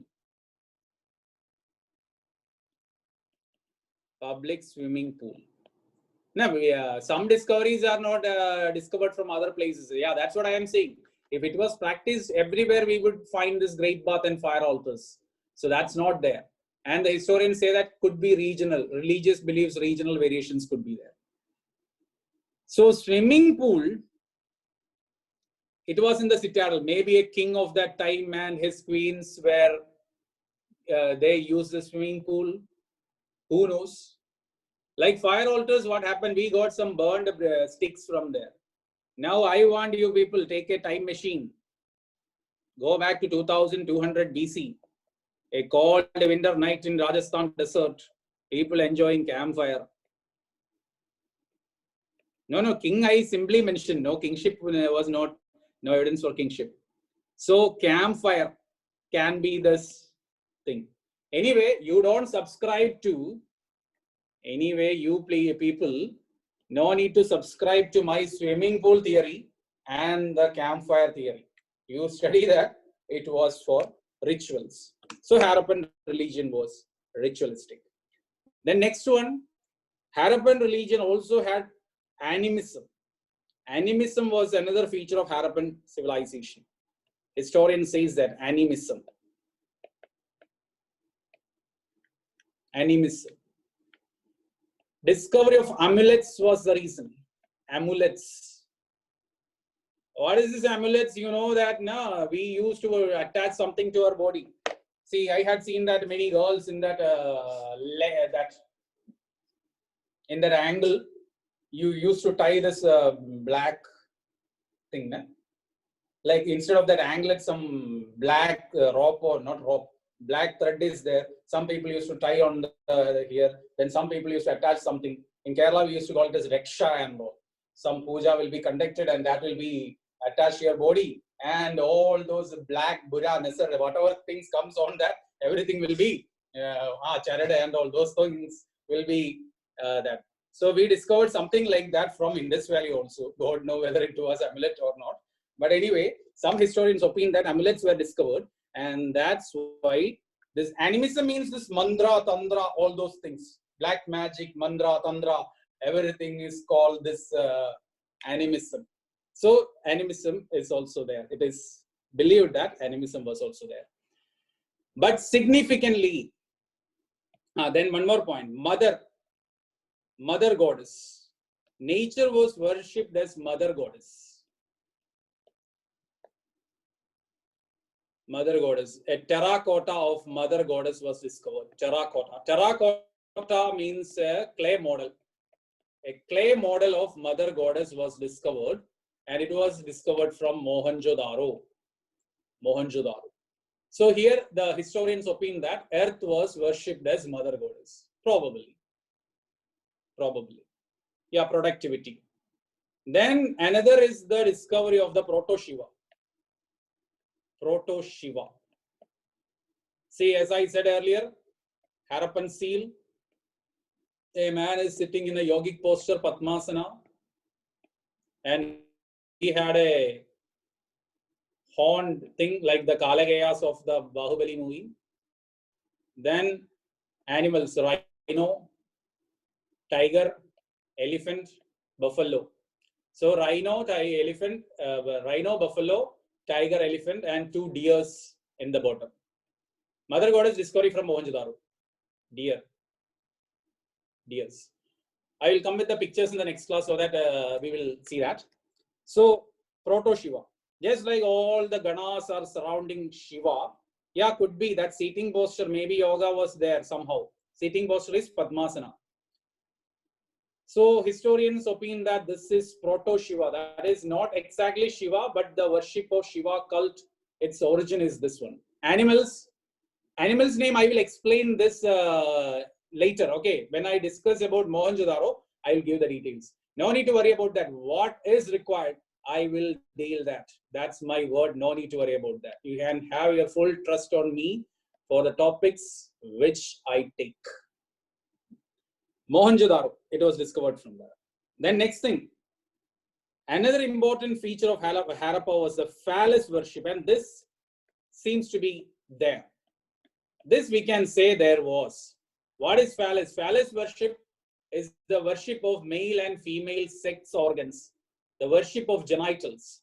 Worship of male, female genitals is called phallus. And today we have the Shivling worship. That is a phallus worship. And everywhere in Harappa we discovered, everywhere. Every location of Harappa we discovered the phallus. So that shows that it was widely practiced. And we believe that it was considered as a fertility cult. Fertility cult. Phallus worship was there. And this tradition later became the Shivling worship in India. Phallus worship was practiced. The next, no place of worship was discovered. Proto-Shiva was discovered from Mohenjo-daro. Mohenjo-daro. No place of worship. No place of worship. That is temple-like structures or a place convincingly. Now, this we are saying for entire thing, entire civilization features. What is specific to each and every city, that I will say once more. We will see this topics once more tomorrow when I deal with the individual cities. So that one more revision you can have tomorrow. So no place of worship was discovered there. We don't have any evidence for a place of worship in Mohenjo-daro.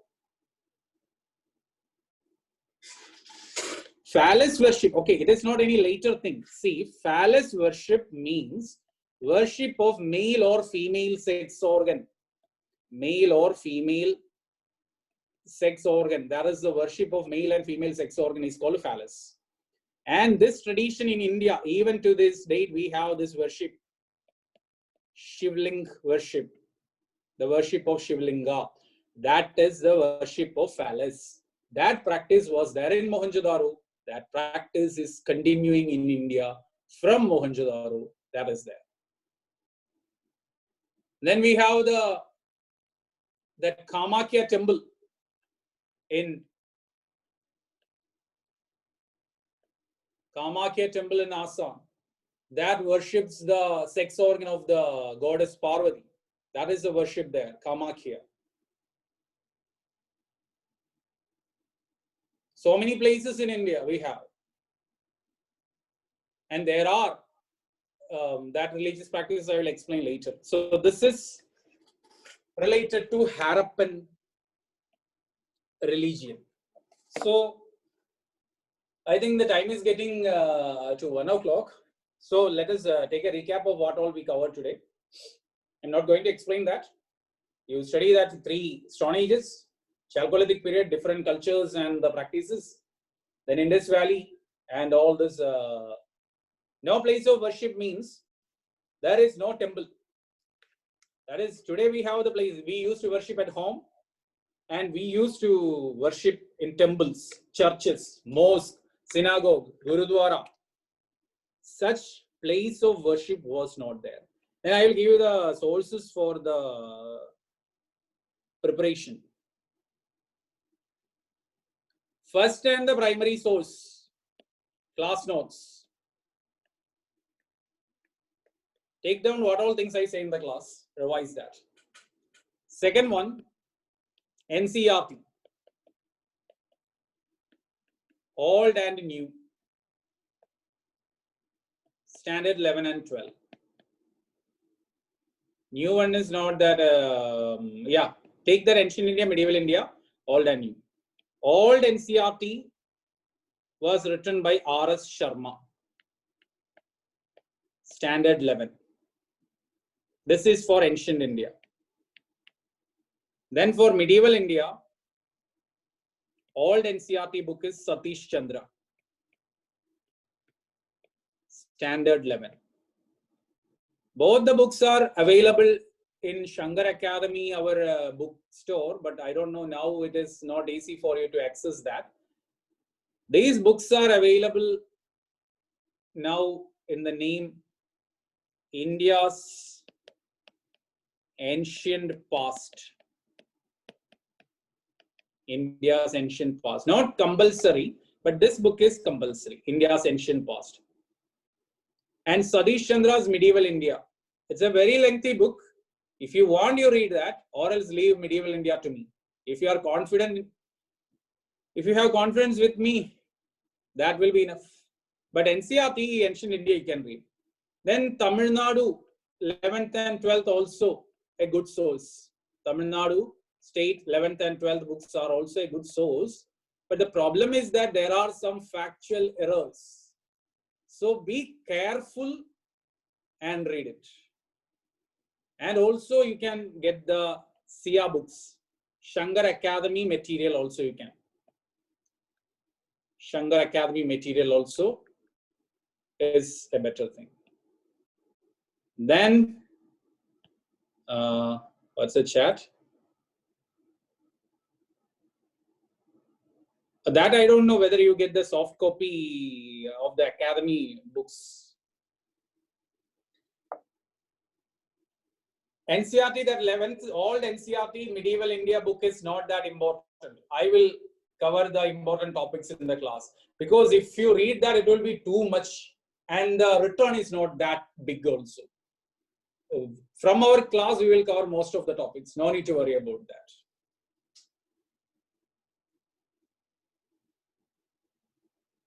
Fire altar is not a place of worship.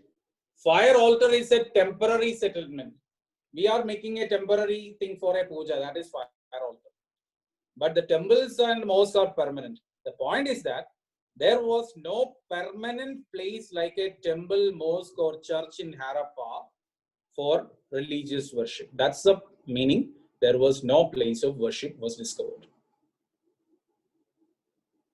Nowhere in Indus Valley, nowhere in that entire culture, we discovered place of worship. India's ancient past or NCERT, both are same. Each and every word and chapter are same. It was old NCERT. Once the old NCERT was removed, R.S. Sharma had it as a book. So if you have the NCERTs, you read it. Art and culture also, class notes plus NCERTs. That's enough. No need to go for that Gautam Singhania. Because for the last 7 years, except 3 questions, all other questions were from the class notes, art and culture. So that is my confidence. You can ask your seniors in Shankar Academy. I'm not saying anything for boasting and all, or not to make me big. Class notes is enough. 90% questions you will get from the class.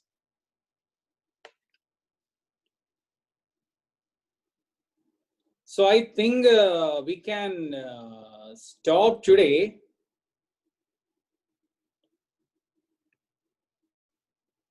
And we will see tomorrow.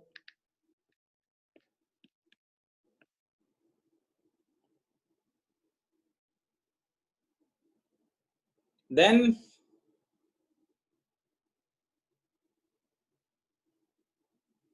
the doubts and all, I think you will have some doubts and all. Let me check with the academy to how to allow you people to contact with the faculty. That let me ask the office and all, okay? So that I will try to give my mail ID or something like that tomorrow. So that your doubts you can ask me directly, no issues. Or WhatsApp or like that, okay? So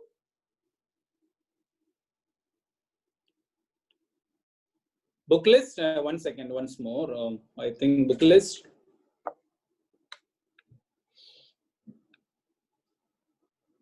Book list is that class notes, Shankar Academy material, all NCERTs, standard 11th or 12th related to ancient India and medieval India, and also the new NCERTs also. Though the questions are not coming directly from NCERT nowadays, you will get a complete idea. As we are focusing on that some sort of precision technology for examination, it is not that possible to elaborate all the topics in the class. But I will try my level best to ensure that you are not missing out anything. But still, I want you people to read that Ancient India book of R.S. Sharma. Either you read all NCERT of R.S. Sharma, or you read that India's Ancient Past by Oxford Publications, both written by R.S. Sharma. You just remember the name R.S. Sharma, that's all. Medieval India, if you have time and energy, you read Satish Chandra's Medieval India, or leave it to me. Standard 6 to 10, I personally advise students no need to read, except geography. All other subjects, I personally ask the students not to read that 6 to 10. If you don't understand 11th and 12th, go back and read 6 to 10. But geography, you have to read. Otherwise, you don't know what will be a latitude, what is a longitude, what is this zone, that zone, and all. NCERT geography 6 to 12, you have to read. Other books, what I feel is that 11th and 12th is enough. If you are not able to understand 11th and 12th, and you think that you don't know anything about these subjects, you may start from 6 to 12. And one more thing.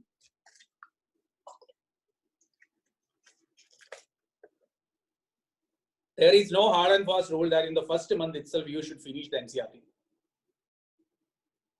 In the first 6 months, you take the time and finish that NCERTs. NCERT is a foundation. There is a strong foundation. See, many civil engineers will be there, and it is our common sense. If the foundation is not there, the building won't stand. So NCERT is a foundation, which is 50% of your preparation. So give little importance to NCERT. And other tips and techniques for some preparation, we'll see tomorrow. Ancient India, we will take 6 sessions.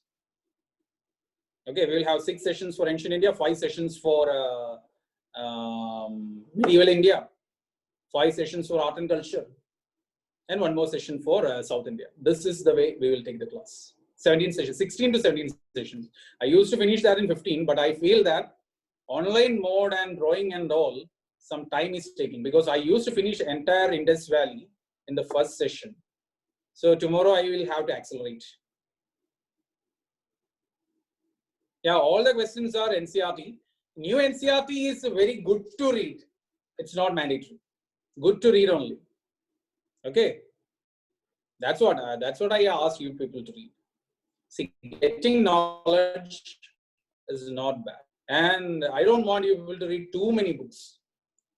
If you are confident enough, class notes, see a material as a reference for some facts and all. I won't give all too much facts and all in the class. Though today's Indus Valley is a little factual, but I don't give too much facts. So for some facts, you can search see a material as a reference. And only one book I say you should read is R.S. Sharma's Ancient India. Other than that, if you are confident with me, leave it. Yeah, India's ancient past is enough. And one more thing, there is nothing called a completion of syllabus in this exam. What is required is that you have to do something to give you confidence. And this exam is 50% confidence and 50% knowledge. Okay, 50% knowledge, 50% confidence. That will make this service. It's not 100% knowledge. With 100% knowledge, no one will clear. You can see, you will see knowledgeable persons who fail to reach. Confidence is required. All those things you will see in the class one by one. Okay, so we will meet tomorrow, same time, 10:30 to 1. Let me see whether I can use that our formal infrastructure of Shankar Academy. Because sitting and taking class, I don't feel good. Thank you for your encouraging messages also. So revise it, study this or read it once more, what all we said today. Okay, see you. Mail ID and phone number, let me contact the academy and I will give. Okay, let me ask them. It's not because of any trouble, but just I have to go through that formal channel, that's all. The number and mail ID I will give tomorrow. Okay, I will give it publicly because many messages are coming privately. So it is not easy to type everything. So tomorrow definitely I will give it. Bye.